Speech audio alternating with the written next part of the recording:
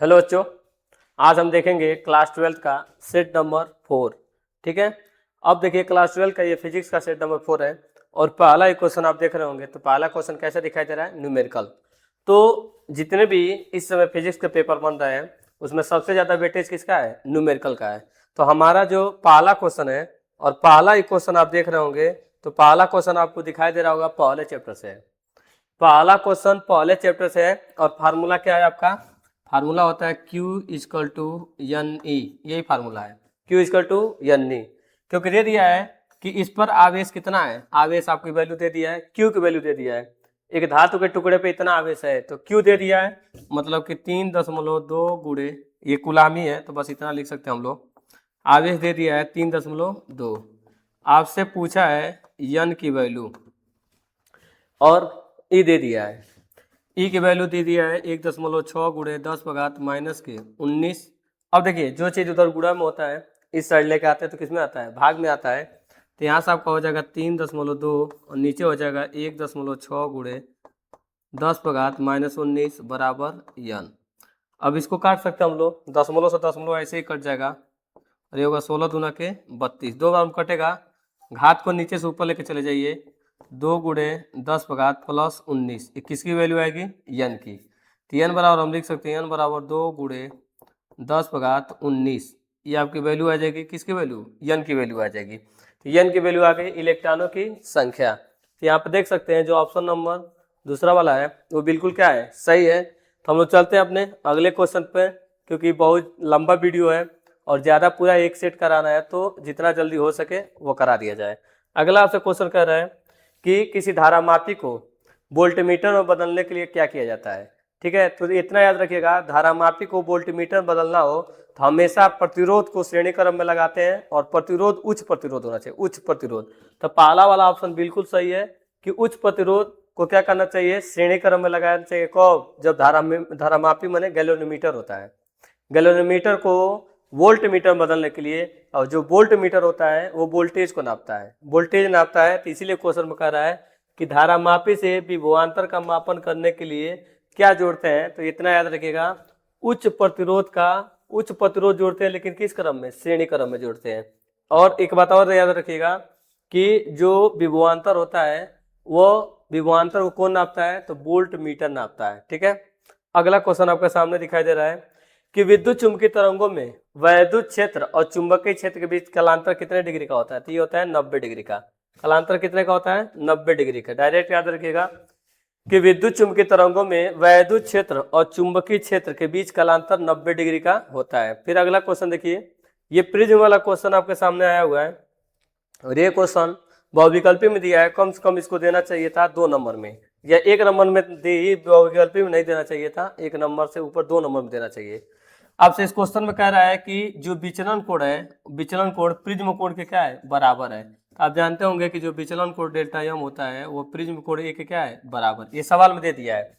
अब आप जानते होंगे कि अपवर्तनांक का जो सूत्र होता है ये होता है साइन ए प्लस डेल्टा एम बट्टा 2 और नीचे आपका होता है साइन ए बट्टा के 2। तो यहाँ से भरेंगे एन बराबर आपका हो जाएगा साइन ए को ए रहने देंगे, डेल्टा एम के जगह पे ए रख देंगे, ए बट्टा 2 और नीचे है साइन ए बट्टा के 2। अब वहाँ जोड़ेंगे ए आपका ये हो जाएगा 2a, तो यहाँ से हो जाएगा साइन, यहाँ हो जाएगा 2a बट्टा 2 और नीचे आपका हो जाएगा साइन a अपान 2। ये चीज़ हो जाएगा। अब यहाँ से कर सकते हैं 2 से 2 काट दीजिए, 2 से 2 कट जाएगा। तो यहाँ से आपकी वैल्यू जो होगी एन बराबर साइन ए ऊपर हो जाएगा और नीचे आपका हो जाएगा साइन ए बट्टा के 2। आप जानते होंगे, इसके बाद जो मैथ पढ़ता होगा उसको पता होगा कि साइन 2a का फार्मूला क्या होता है। साइन 2a का फार्मूला यदि पढ़े होंगे तो देखिए साइन 2a का फार्मूला ये होता है, साइन 2a बराबर 2 साइन ए और कास ए, ये होता है। लेकिन संजोग से यदि यहाँ पर देखिए यदि 2 नहीं रहता है, ये 2 नहीं रहता है, तो ये फार्मूला चेंज होकर नीचे बाई 2 के रूप में चला जाता है। ये जो फार्मूला हो जाएगा ये हो जाएगा साइन ए बराबर फार्मूला हो जाएगा 2 साइन ए बट्टा 2 हो जाएगा और हो जाएगा कास ए बट्टा 2, ये वाला फार्मूला हो जाएगा। तो यहाँ यही फार्मूला लगेगा। तो यहाँ से आपको हो जाएगा अपवर्तनांक एन बराबर, यहाँ रखिएगा ये लिखिएगा 2 साइन ए बट्टा 2 और लिखिएगा कास ए बट्टा 2। नीचे आपका है साइन ए बट्टा के 2। साइन ए बट्टा 2 से साइन ए बट्टा 2 कट जाएगा, तो n बराबर 2 कास ए बट्टा के 2, ये आपका आ जाएगा। n बराबर 2 कास ए बट्टा 2, यही आपका आंसर होगा, जो कि आप देख सकते हैं तीसरा वाला ऑप्शन बिल्कुल क्या है, सही है, सी वाला सही है। चलिए इसके बाद का हम लोग क्वेश्चन देखते हैं, ऑप्शन नंबर, ये क्वेश्चन नंबर अंग वाला देखिए क्या कर रहा है। कह रहा है क्वेश्चन से कि चुंबकीय द्विध्रुव आघूर्ण, चुंबकीय द्विध्रुव आघूर्ण का फार्मूला आपको याद होना चाहिए कि चुंबकीय द्विध्रुव आघूर्ण का फार्मूला क्या होता है, ये होता है आपका यम बराबर होता है एन आई ए, ये फार्मूला होता है। यम बराबर होता है एन आई ए, यम बराबर क्या होता है एन आई ए। तो जब इसका हम लोग मात्रक लिखते हैं तो एन फेरों की संख्या होती है, इसका कोई मात्रक नहीं होता है। आई माने एम्पियर है, तो एम्पियर का जो मात्रक होता है आई का क्या होगा एम्पियर, यहाँ से हो गया एम्पियर, और क्षेत्रफल का जो मात्रक होता है मीटर स्क्वायर, तो इसका जो मात्रक होता है वो होता है ampere metre square, ampere metre square. दूसरा वाला ऑप्शन बिल्कुल क्या है, सही है, एम्पियर मीटर स्क्वायर। फार्मूला याद कर लीजिएगा, आप जानते होंगे एम बराबर क्या होता है एन आई ए, यहाँ से फार्मूला साथ होगा एम्पियर मीटर स्क्वायर। इसके बाद देखिए ये न्यूमेरिकल आ गया है, और ये न्यूमेरिकल थोड़ा सा टफ है, और इस न्यूमेरिकल को कम से कम 3 नंबर में देना चाहिए था। देखिए न्यूमेरिकल में कह रहा है किसी धातु की सतह पर देहली आवृत्ति होती है लेमडा 0, देहली आवृत्ति दे दिया 2000 एंगस्ट्रॉम। ठीक, इसको हम लोग क्या करते हैं, पहले मीटर में बदलते हैं, तो 2000 एंगस्ट्रॉम को बदलेंगे 10⁻⁻10, और ये हो जाएगा मीटर। अब यहाँ से आपका हो जाएगा लेमडा 0 बराबर 2 गुणे 10⁻10 में से 3 घटेगा, तो यहाँ से हो जाएगा 10⁻⁻7, और ये हो जाएगा मीटर। ये आपका लेमडा हो गया। फिर 1000 का विकर्ण दिया, तो लेमडा बराबर रखिएगा 1000 एंगस्ट्रॉम, एंगस्ट्रॉम को बदलेंगे तो हो जाएगा 1000 गुणे 10⁻⁻10 मीटर, घटाया जाएगा तो 1 गुणे 10 कितना हो जाएगा -7 मीटर। ये लेमडा का मान हो गया, और ये लेमडा 0 का मान हो गया, दोनों का मान हो गया। अब सीधा हम लोग कहेंगे, इसमें कह रहा है इलेक्ट्रॉनों की गतिज ऊर्जा, तो फार्मूला यदि आपको याद है तो ही लगा पाएंगे। देखिए इलेक्ट्रॉनों की गतिज ऊर्जा लगाएंगे ई के, इलेक्ट्रॉनों की गतिज ऊर्जा ई के बराबर लिखेंगे, ये लिखते हैं, उसे सूत्र होता है, देखिए ई बराबर होता है, ऊर्जा बराबर होता है HC बट्टा लेमडा, HC बट्टा लेमडा। लेकिन यहाँ पे जब हम लोग लगाएंगे तो लेमडा 2 है तो लिखेंगे HC, और यहाँ से लिखेंगे 1 बट्टा लेमडा माइनस 1 बट्टा लेमडा 0। ये लेमडा 0 देहली तरंग दैर्ध्य है, और ये आपतित प्रकाश की तरंग दैर्ध्य। ठीक है, अब हम लोग इसमें वैल्यू भरेंगे, तो यहाँ से हो जाएगा ई के गतिज ऊर्जा, एच की वैल्यू फिक्स होता है 6.6 गुणे 10⁻⁻34, और सी की वैल्यू फिक्स है 3 गुणे 10⁻8, ये फिक्स है। यहाँ से 1 बट्टा लेमडा, लेमडा की जो वैल्यू भरेंगे तो लेमडा की वैल्यू है 1 गुणे 10⁻⁻7 है, सीधे लिख दीजिए 10⁻⁻7, अब फिर माइनस इसकी जो वैल्यू है 2 गुणे 10⁻⁻7, 2 गुणे 10⁻⁻7। अब इसको हल कीजिए, जब आप हल करेंगे तो देखिए कितना वैल्यू आ जाएगा, इसको हल कीजिए, यहाँ से हो जाएगा ई के इक्वल टू, ई के बराबर आप लिख सकते हैं, नंबर 1 पास कर लीजिए, नंबर 1 पास करेंगे तो 6.6 गुणे 3, और यहाँ से हो जाएगा आपका, यहाँ से 10⁻24, 10⁻34 है, 10⁻−34 और गुणे 10 ये हो जाएगा 10/8। ठीक, और इसके बाद हम लोग क्या करेंगे, इसको हम लोग बाहर कर लेंगे, दोनों में 10⁻−7 10⁻−7 इसको बाहर कर लेंगे, तो यहाँ से हो जाएगा 10⁻−7, और इधर आपका बचेगा 1 माइनस 1/2, ये बचा रहेगा, यहाँ पे 1 बचेगा, ये बाहर निकल जाएगा, 1 बचेगा, यहाँ 1/2 बचेगा। इस घात को नीचे से ऊपर लेके जाएंगे, घात को नीचे से ऊपर लेके जाएंगे, तो यहाँ से आपका हो जाएगा ई के बराबर, नीचे कुछ नहीं बचेगा, ये 6.6 गुणे 3 10⁻−34, और ये ऊपर जाएगा तो 8 और 7 ये हो जाएगा 10/15, और ये 1 में से 1/2 घटेगा तो बचा रहेगा 1/2, 1 में से 1/2 घटेगा तो बचेगा 1/2, इसको आप काट सकते हैं, यहाँ से 2 से काट दीजिए, तो ये हो जाएगा 3.3, इसमें इसका गुणा कर दीजिएगा, तो ई के गतिज ऊर्जा जो होगी 3 × 9 3 × 9, और यहाँ से जो घटेगा तो ये बचेगा 10 पर घात माइनस 19 और ये बचेगा जूल। क्या आएगा? जूल। लेकिन आंसर हम लोग देखेंगे तो आंसर आया आपका इलेक्ट्रॉन वोल्ट में, और जूल को इलेक्ट्रॉन वोल्ट में बदलने के लिए हम लोग भाग देते हैं 1.6 गुणे 10 पर घात माइनस 19 से। इसमें भाग देना होगा। अब जब इसमें भाग दीजिएगा 1.6 गुणे 10 पर घात माइनस 19 से भाग देंगे तो किस में आएगा? इलेक्ट्रॉन वोल्ट में। 10 पर घात माइनस 19 से 10 पर घात माइनस 19 कट जाएगा, दशमलव से दशमलव कट जाएगा, ठीक है। और 16 का पहाड़ा करेंगे, 16 छक्के 96 होता है, तो 6 दशमलव कुछ करके आएगा। तो देखेंगे किसी में 6 दशमलव है, तो हम लोग पहले वाले ही ऑप्शन में 6 दशमलव कुछ करके है, तो हमारा पहला वाला ऑप्शन बिल्कुल क्या हो जाएगा? सही हो जाएगा। बाकी किसी में 6 नहीं है। चलिए हम लोग चलते हैं इसके अपने अगले वाले क्वेश्चन की तरफ, जो कि आपका एक नंबर का अतिलघुत्तरीय क्वेश्चन है। पहला पूछा है कि वैद्युत फ्लक्स। अब जानते होंगे किसी भी वैद्युत क्षेत्र में उपस्थित किसी भी पृष्ठ से आर पार होके जाने वाली वैद्युत बल रेखाओं की माप को वैद्युत फ्लक्स कहते हैं। इसे फाई से प्रदर्शित करते हैं। ये एक अदिश राशि है, इसका दो मात्रक होता है। एक मात्रक वेबर होता है, एक मात्रक क्या होता है? इसका मात्रक याद करिएगा। एक मात्रक आपका इसका वेबर होता है और एक मात्रक आपका वोल्ट मीटर होता है। वोल्ट इंटू मीटर, दोनों मात्रा का आप याद रखिएगा, वेबर और वोल्ट मीटर। ये बात फार्मूला आप याद रखिएगा। फाई बराबर होता है इसका, फाई बराबर E vector E dot vector A, और जब वेक्टर हटाते हैं तो लिखते हैं ई ए कास थीटा, ई ए कास थीटा। ये फार्मूला होता है, याद रखिएगा। और इसके बाद देखिए अगला क्वेश्चन, सेल का विद्युत वाहक बल। देखिए किसी भी सेल के द्वारा या किसी भी सेल का विद्युत वाहक बल ई का जो मान होता है, किसी भी सेल का विद्युत वाहक ई का मान किसी आवेश Q को सेल सहित पूरे परिपथ में घुमाने में किया गया कार्य W और उस आवेश के अनुपात को सेल का विद्युत वाहक बल कहते हैं। किसी भी सेल का विद्युत वाहक बल ई का मान उस आवेश को या किसी भी आवेश Q को सेल सहित पूरे परिपथ में घुमाने में किया गया कार्य W तथा उस आवेश के अनुपात को सेल का क्या कहते हैं? विद्युत वाहक बल कहते हैं। ये चीज आपको याद होनी चाहिए, सेल का विद्युत वाहक बल। अब इसके बाद देखिए ये न्यूमेरिकल आपको आ गया है। कह रहा है कि किसी कुंडली का आपको दिया है, किसी कुंडली का 100 प्रेरकत्व यल होता है। यल बराबर आपको दे दिया है 6 मिली हेनरी, और मिली हेनरी को तुरंत हेनरी में कर लेते हैं। 10 का घात माइनस 3 से गुणा करेंगे, ये हो जाएगा आपका हेनरी। उसके बाद कह रहा है धारा परिवर्तन की दर दे दिया है di/dt, ये दे दिया 10 का घात 3। धारा परिवर्तन की दर एम्पियर पर सेकेंड है, एम्पियर पर सेकेंड। आपसे विद्युत वाहक बल ई पूछा है, तो ई बराबर सूत्र होता है माइनस के यल di/dt, ये फार्मूला होता है। ई बराबर माइनस यल di/dt। यहाँ से ई बराबर वैल्यू भरेंगे, यल की वैल्यू देखेंगे तो यल की वैल्यू आपका 6 गुणे 10 का घात माइनस 3 और di/dt है 10 का घात 3। ये माइनस ये बताता है कि जब धारा में परिवर्तन होता है तो प्रेरित धारा जो उत्पन्न होता है, धारा में जो प्रेरित विद्युत धारा उत्पन्न होता है वो मुख्य धारा क्या करता है? विरोध करता है, ठीक है।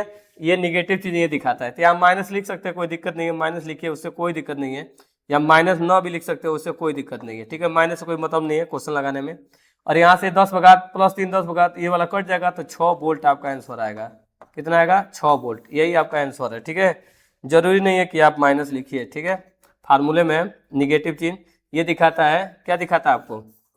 कि धारा में होने वाले परिवर्तन का करता है विरोध, ये निगेटिव चिन्ह दिखाता है। इसके बाद देखिए आपका, इसके बाद क्वेश्चन दूसरा का घ वाला, ये भी 1 नंबर का मात्र है।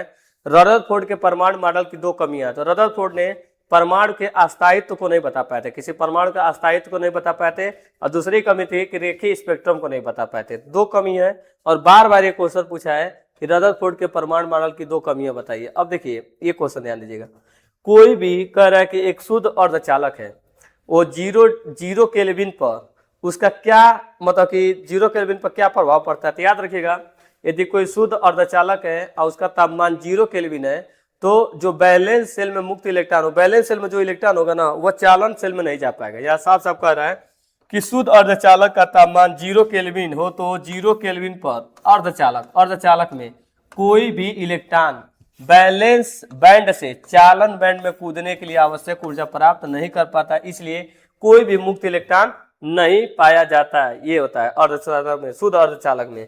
इसके बाद देखिए, इसके बाद ये न्यूमेरिकल फिर से आ गया है, आपसे कह रहा है कि एकल झिर्री विवर्तन के रूप में द्वितीयक निमिष्ट n बराबर क्या दे दिया है, द्वितीयक, तो n की वैल्यू दे दिया है n बराबर द्वितीयक निमिष्ट के लिए विवर्तन कोण थीटा दे दिया है, विवर्तन कोण 60 डिग्री दे दिया है। तो झिर्री की चौड़ाई लेमडा के पदों में ज्ञात कीजिए। फार्मूला याद रखिएगा, एकल झिर्री विवर्तन के लिए सूत्र होता है, आप याद रखिएगा, ई साइन थीटा बराबर होता है एन लेमडा।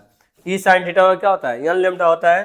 तो ई की वैल्यू नहीं दिया है आपसे, साइन थीटा दिया है, साइन कितना दिया है 60 डिग्री दिया है, एन मैंने 2 दिया है और लेमडा दिया है। तो साइन थीटा की जो वैल्यू होती है √3 बट्टा कितना होता है 2, साइन 60 का मान होता है बराबर 2 लेमडा। तो यहाँ से हो जाएगा ई बराबर, ये गुणा कर लेगा सीधे, 2 दूना का हो जाएगा 4 लेमडा बट्टा √3। यही आपका क्या हो जाएगा, यही आपका आंसर हो जाएगा। बहुत ही छोटा क्वेश्चन है और मात्र आपसे 1 नंबर में पूछा है। अब यहाँ से 2-2 नंबर का क्वेश्चन स्टार्ट हो गया और दोनों नंबर का ये पहला ही क्वेश्चन आपका न्यूमेरिकल आ गया। क्वेश्चन में आपसे कह रहा है पहला कि समान धारिता के 4 प्रतिरोध है, समान धारिता चारों की धारिता सीसी है। इस श्रेणी क्रम में 20 वोल्ट की बैटरी से जोड़ा गया मध्य बिंदु O भूमि से संपर्कित है, पृथ्वी से संपर्कित है। बिंदु P पर विभव का मान ज्ञात कीजिए। देखिए ध्यान दीजिएगा, जो भूमि पर O बिंदु भूमि से संपर्कित है तो यहाँ O बिंदु पर विभव का मान 0 होगा, जो जमीन से जुड़ा है।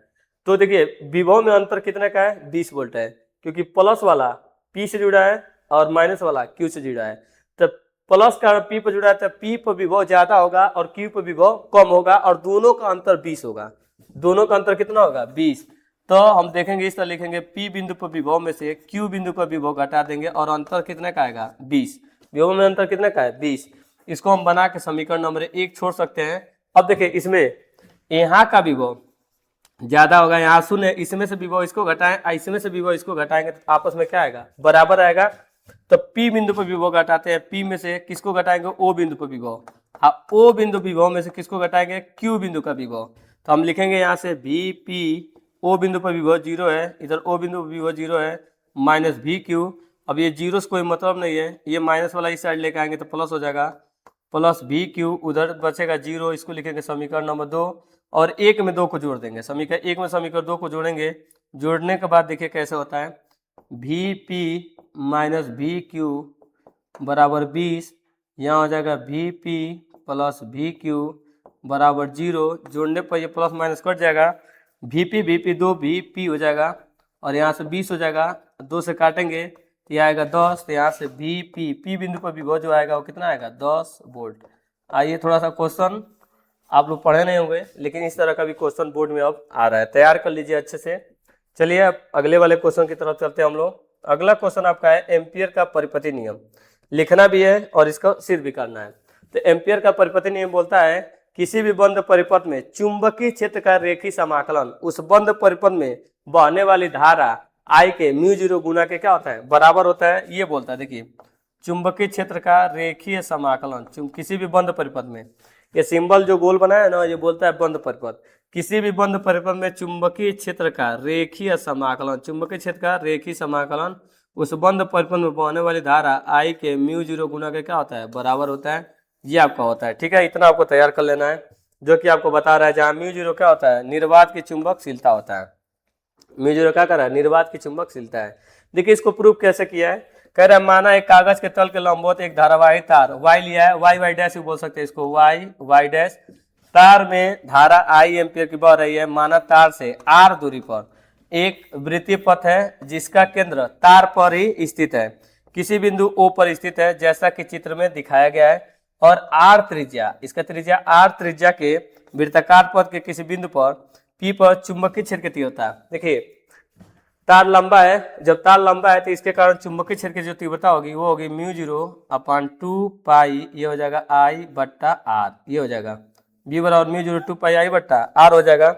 इसको कह रहा है कि बिंदु O से वृत्तीय पथ के सभी बिंदु समान दूरी पर है, अतः वृत्तीय पथ के सभी बिंदुओं पर चुंबकीय क्षेत्र का मान क्या होगा, समान होगा, तथा इसकी दिशा वृत्तीय पथ पर खींची गई स्पर्श रेखा की अनुदिश होगी, जिसके फलस्वरूप वृत्तीय पथ के किसी भी बिंदु पर चुंबकीय क्षेत्र B तथा तार के सूक्ष्म अवयव dl के समान दिशा में होंगे। अतः हम लोग बोल सकते हैं कि देखिए कैसे प्रूव करेंगे, हम लोग ऐसे लेंगे, यहाँ से जब हम लोग प्रूव करने चलेंगे तो यहाँ से आपका हो जाएगा, ध्यान दीजिएगा, BDL vector B D L बराबर इधर भी लिख सकते हैं, क्या लिख सकते हैं, बी और डी एल। यहाँ से हम लोग हल करेंगे समाकलन बी डॉट डी एल, इसमें b का मान भरेंगे, b का मान यहाँ से वैल्यू भरेंगे, तो b का मान है म्यू 0 अपान 2 पाई, और उसके बाद क्या है आई बट्टा आर, उसके बाद है डी एल।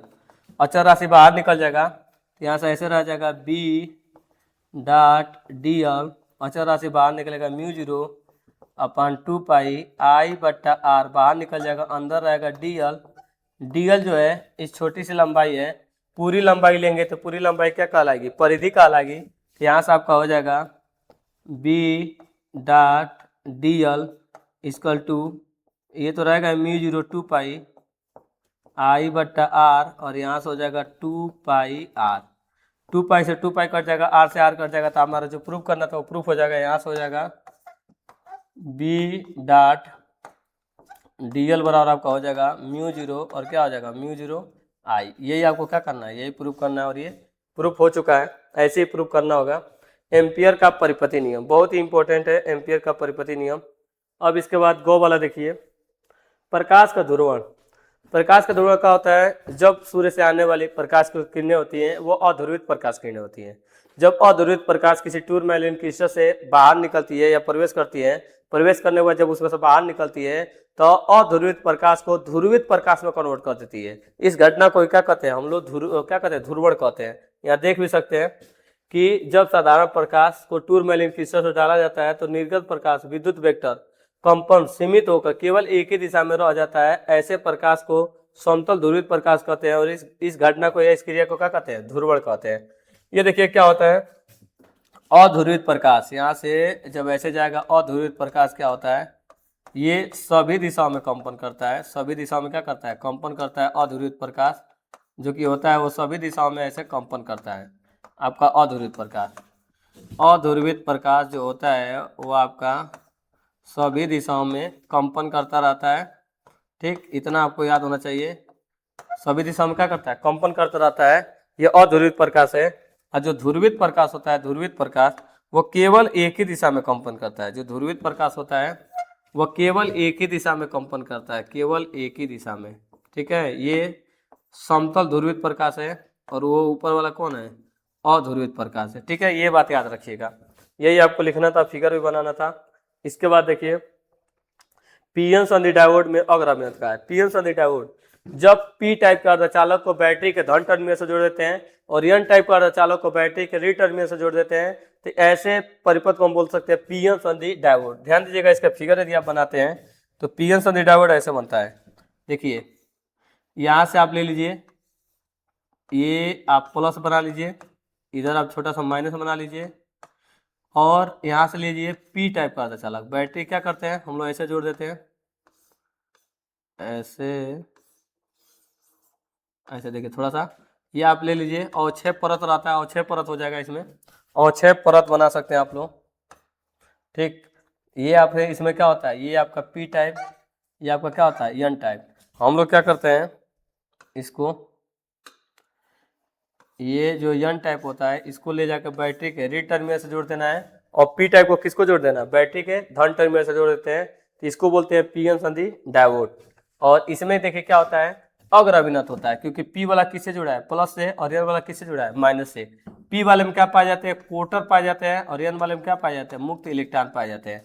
जब वैसे ही जब पी और एन को मिलाते हैं तो कुछ इलेक्ट्रॉन एन क्षेत्र से इधर आ जाते हैं, पी क्षेत्र कुछ कोटर उधर चले जाते हैं, जिसके कारण यहाँ पे संधि बन जाती है। ठीक है, यहाँ छोटा सा विद्युत क्षेत्र पैदा हो जाता है। लेकिन जब बाहर का वैद्युत क्षेत्र लगाया जाता है, बाहर का वैद्युत क्षेत्र, तो अंदर उत्पन्न वैद्युत क्षेत्र से बहुत ज्यादा प्रबल होता है। देखिए यहाँ साफ साफ कह रहा है कि देखिए यहाँ से कह रहा है अगर अभिनत में संधि में आरोपित विद्युत क्षेत्र ई, जो संधि में लगाया गया ये वैद्युत क्षेत्र ई, बाहर जो वैद्युत क्षेत्र ई लगाया गया है, संधि के अंदर आंतरिक विद्युत क्षेत्र ई डैश से अधिक प्रबल होता है, अतः बहुसंख्यक वाहक संधि की ओर आकर्षित होने लगते हैं, जिससे अवक्षेप परत क्या होती है, इसकी चौड़ाई पतली हो जाती है। अगर हमने संधि डायोड में धारा का प्रवाह का प्रतिरोध क्या होता है, बहुत कम हो जाता है। ये बात याद रखिएगा कि पीएन संधि डायोड में क्या होता है कि पीएन संधि डायोड में पी वाला प्लस से एन वाला माइनस से जुड़ा होता है। ये वाले देखिए अगला क्वेश्चन कह रहा है कि हाइड्रोजन परमाणु के लिए आणविक कक्षा में इलेक्ट्रॉन की ऊर्जा होती है -13 इतना। इलेक्ट्रॉन के लिए ऊर्जा आरेख बनाइए, बामन श्रेणी और पार्श्व श्रेणी। देखिए ये आपका याद रहना चाहिए कि जब कोई परमाणु को बाहर से ऊर्जा दिया जाता है तो पहले कक्षा से इलेक्ट्रॉन निकल के ऊपरी वाला कक्षा में चला जाता है, और जब वापस लौट के आता है, यदि पहले कक्षा में लौट के आता है तो ये जो श्रेणी मिलती है वो लाइमन श्रेणी होती है। जैसे देखिए पहला से निकल कर दूसरा में गया, फिर से वापस आइए करेगा, ऐसे तीसरा में गया फिर वापस आएगा पहले में। तो ये है लाइमन श्रेणी, बामन श्रेणी, पार्श्व श्रेणी, ब्रैकेट श्रेणी, फुंड श्रेणी। और जहाँ पर बामन श्रेणी है इसका हम लोग दृश्य भाग में प्राप्त करते हैं स्पेक्ट्रम, फिर जो पार्श्व श्रेणी होता है इसका अवरक्त भाग में प्राप्त करते हैं। देखिए बोला भी है अवरक्त भाग में, देखिए अवरक्त भाग में। तो केवल ये फिगर बनाना है और इसके बारे में बता देना है। अब देखिए लेंस मेकर का फार्मूला यहाँ प्रूफ करना है, लेंस मेकर। तो लेंस मेकर के लिए देखिए लेंस मेकर में क्या किया जा रहा है कि दो आपके जानते हैं कोई भी टी मोटाई का एक पतला लेंस ले लेते हैं। जब कह रहा है कि जब लेंस के दोनों ओर समान माध्यम हो, मतलब कि इसमें इधर कौन सा माध्यम हो, वायु हो, इधर भी माध्यम कौन हो, वायु हो, हवा हो, और बीच में माध्यम क्या हो, कांच का माध्यम है। माना पतला लेंस वायु में खड़ा है, लेंस के पदार्थ का वायु के सापेक्ष अपवर्तनांक n दे दिया है, इसके पहले और दूसरे पृष्ठ की वक्रता त्रिज्या r1 और r2 दे दिया है। माना लेंस की मोटाई t है, लेंस की मोटाई क्या बोला है, लेंस की मोटाई t है। लेंस के मुख्य अक्ष पर एक बिंदु O है, पहले पृष्ठ का ध्रुव P1 है, दूसरे पृष्ठ का ध्रुव P2 है, और पहले पृष्ठ वस्तु U दूरी पर रखी गई है। चलिए इसको हम लोग प्रूव करते हैं, लेंस मेकर का फार्मूला। इधर हम लेंस मेकर का फार्मूला इसमें प्रूव कर देते हैं। देखिए ध्यान से, सबसे पहले हम लोग फिगर बनाएंगे। फिगर आपको बनाना आना चाहिए। लेंस मेकर का जब हम लोग फिगर बनाते हैं तो ये बन गया आपका, ये लेंस है, ठीक। ये वाला हम लोग लेंस बना लेते हैं, ठीक। ये हम लोग लेंस बना लिए, ठीक। लेंस में ऐसे हम लोग बनाते हैं। अब इसमें हम लोग बीच में ऐसे बना सकते हैं, ऐसे, ठीक। यहाँ पे वस्तु रख देते हैं, वस्तु O है, और पहले प्रकाश किरण भेजेंगे, पहला प्रकाश किरण एक सीधे ऐसे भेज देते तो सीधे निकल के चला जाता है। ये प्रकाश किरण भेजते हैं, यहाँ पर जाएगा, टकराने के बाद इसका प्रतिबिंब बनेगा, तो इसका जो प्रतिबिंब बनता है यहाँ बनता है, क्या बनेगा यहाँ पे आई डैश, जो कि क्या बनेगा, आभासी बनेगा। और ये कितनी दूरी पे है, यहाँ मान लीजिए P1 रखिएगा, इसको P2 रखिएगा, ठीक। यहाँ से लेके यहाँ तक की दूरी आप ये लिखिएगा, कौन सी दूरी है, U दूरी है, ठीक।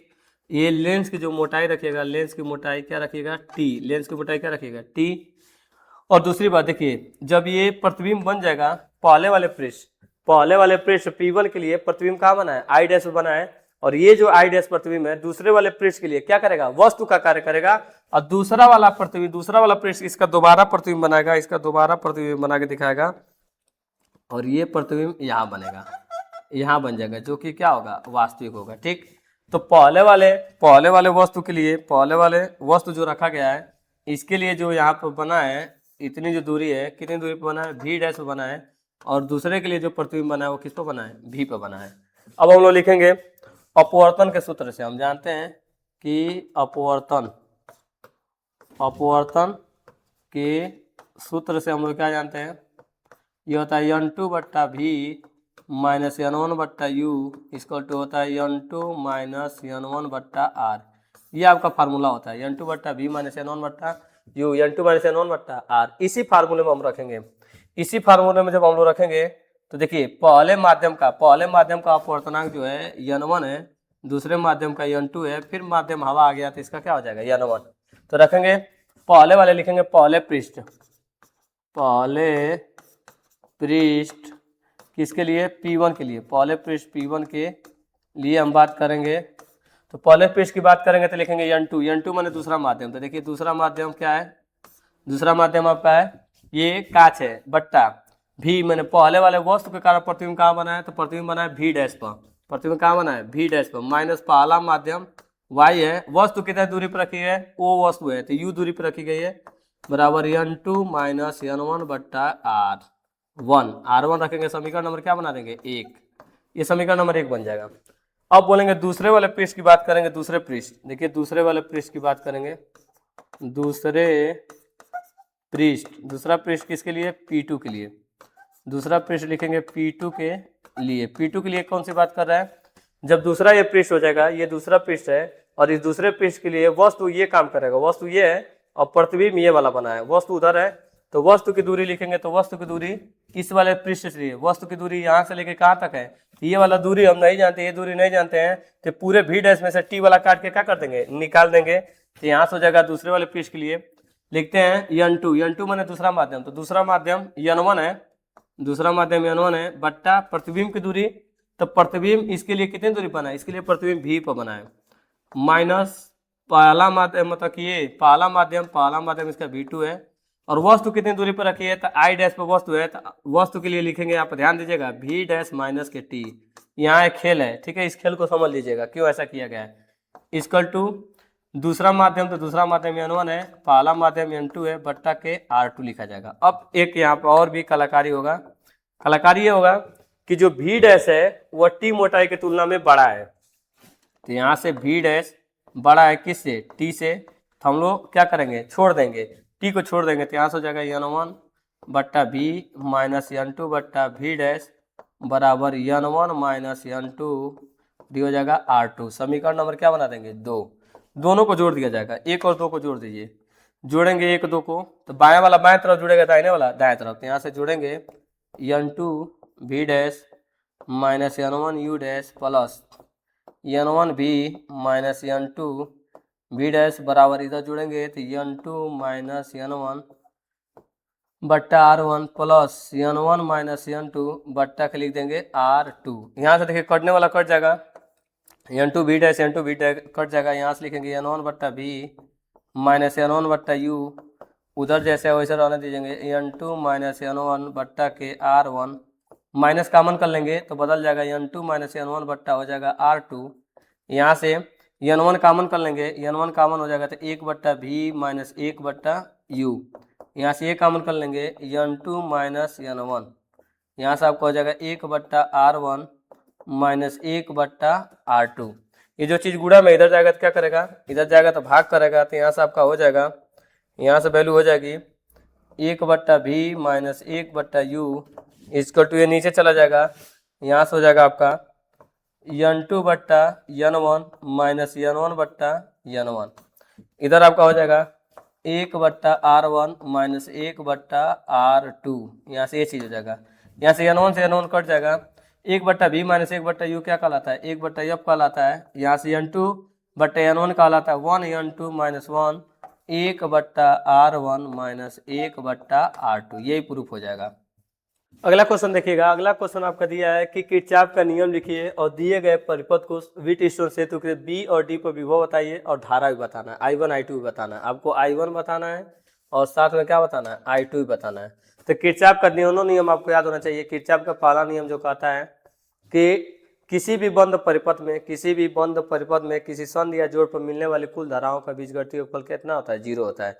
किसी भी इस तरह बोले, किसी भी वैद्युत परिपथ में किसी संध या जोड़ पर मिलने वाली कुल धाराओं का बीजगणितीय योगफल कितना होता है, 0 होता है। और संधि की तरफ आने वाली धाराओं को धनात्मक लिया जाता है और संधि से दूर जाने वाली धाराओं को क्या लिया जाता है, ऋणात्मक लिया जाता है।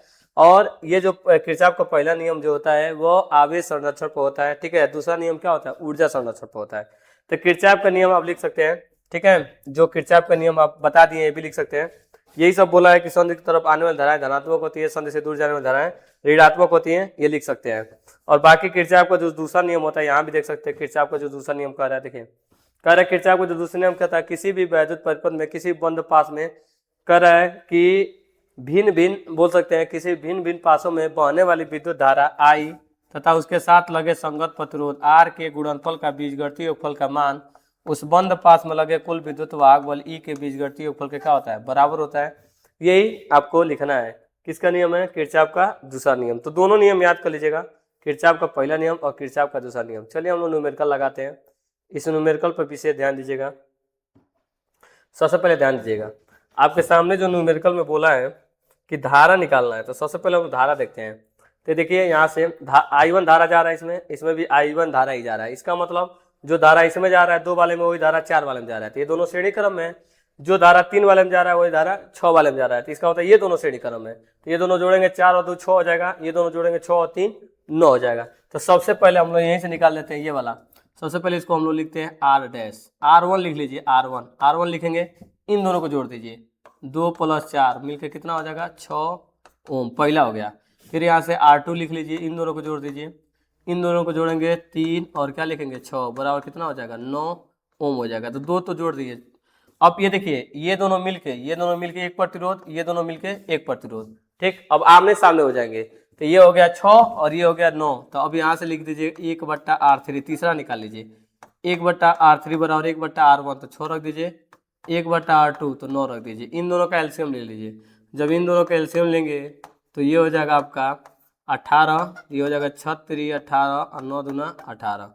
इन दोनों को जोड़ देंगे तो 1/R3 बराबर हो जाएगा 5/18। इसको उल्टा कर दीजिए तो यहाँ से हो जाएगा R3 बराबर 18/5, भाग दे दीजिए 5 तिहाई 15, 5 छके 30, ये आ जाएगा R3। ये ऊपर का हल कर दिए तो R3 वैल्यू आ गई। अब देखिए जब सब प्रतिरोध मिलके एक प्रतिरोध बन जाएगा और एक प्रतिरोध कितना हुआ 3.6, जब पूरा 3.6 हो गया तो ये भी एक प्रतिरोध लगा हुआ है। तो जैसे धारा ऐसे निकलेगी ऐसे घूम के फिर से धारा इसमें बराबर जाएगी तो ये क्या होगा श्रेणी क्रम में होगा। तो यहाँ से हम लिख सकते हैं कुल प्रतिरोध, यहाँ से लिखेंगे हम लोग कुल प्रतिरोध। देखिए कुल प्रतिरोध में सबको जोड़ दिया जाएगा, कुल प्रतिरोध आपका हो जाएगा R बराबर, दोनों जोड़ दीजिए, ये वाला 0.4 और टोटल ये आया है 3.6, तो जोड़ेंगे तो R बराबर 36 और 40 हो जाएगा 4.0, मतलब कि कुल मिला के कितना आएगा R बराबर 4 ओम। तो कुल प्रतिरोध कितना आया 4 ओम। अब यहाँ से समझिएगा कुल प्रतिरोध 4 ओम आ गया है। अब हम लोग देखेंगे कि यहीं से धारा निकाल लेते हैं, कुल धारा, क्योंकि वोल्टेज तो दिया ही है, जब वोल्टेज दिया है तो धारा निकाल देते हैं। तो यहाँ से I बराबर हो जाएगा, I बराबर होता है V/R। तो यहाँ से वोल्टेज 6 दिया है और R कितना आया 4, तो 4 में 2 का भाग दीजिएगा, 2 दूना का 4, 2 तिहाई 6, मने 3 और 2 मने 1.5 होगा तो 1.5, ये आ जाएगा। कुल धारा कितना आ जाएगा 1.5 एम्पियर। हमको I नहीं पूछा, हमसे I1 I2 पूछा है। तो हम एक बात कर सकते हैं कि दोनों कुल धारा, यही से कुल धारा जा रही है, कुल धारा कितना जा रही है I, और यही तो बट जा रही है, तो कुल धारा I जो होगा ये जानते हैं I1 और I2 मिला के ही तो कुल धारा होगा, I1 + I2। I के बराबर होगा, I की वैल्यू कितनी है 1.5। इसको बना लेंगे हम लोग, कोई भी समीकरण बनाए, समीकरण नंबर 1 बना के छोड़िए। अब एक चीज देखिए, समझिए थोड़ा सा, यहाँ से जब आप लोग देखेंगे तो देखिए इस पॉइंट पर A वाला पॉइंट और C वाला पॉइंट पर ध्यान दीजिएगा। आप देखिएगा प्रतिरोध कितना है, तो प्रतिरोध आप देखिएगा ऊपर प्रतिरोध देखिए 4 और 2 6, और धारा इसमें क्या जा रहा है, धारा जा रहा है I1।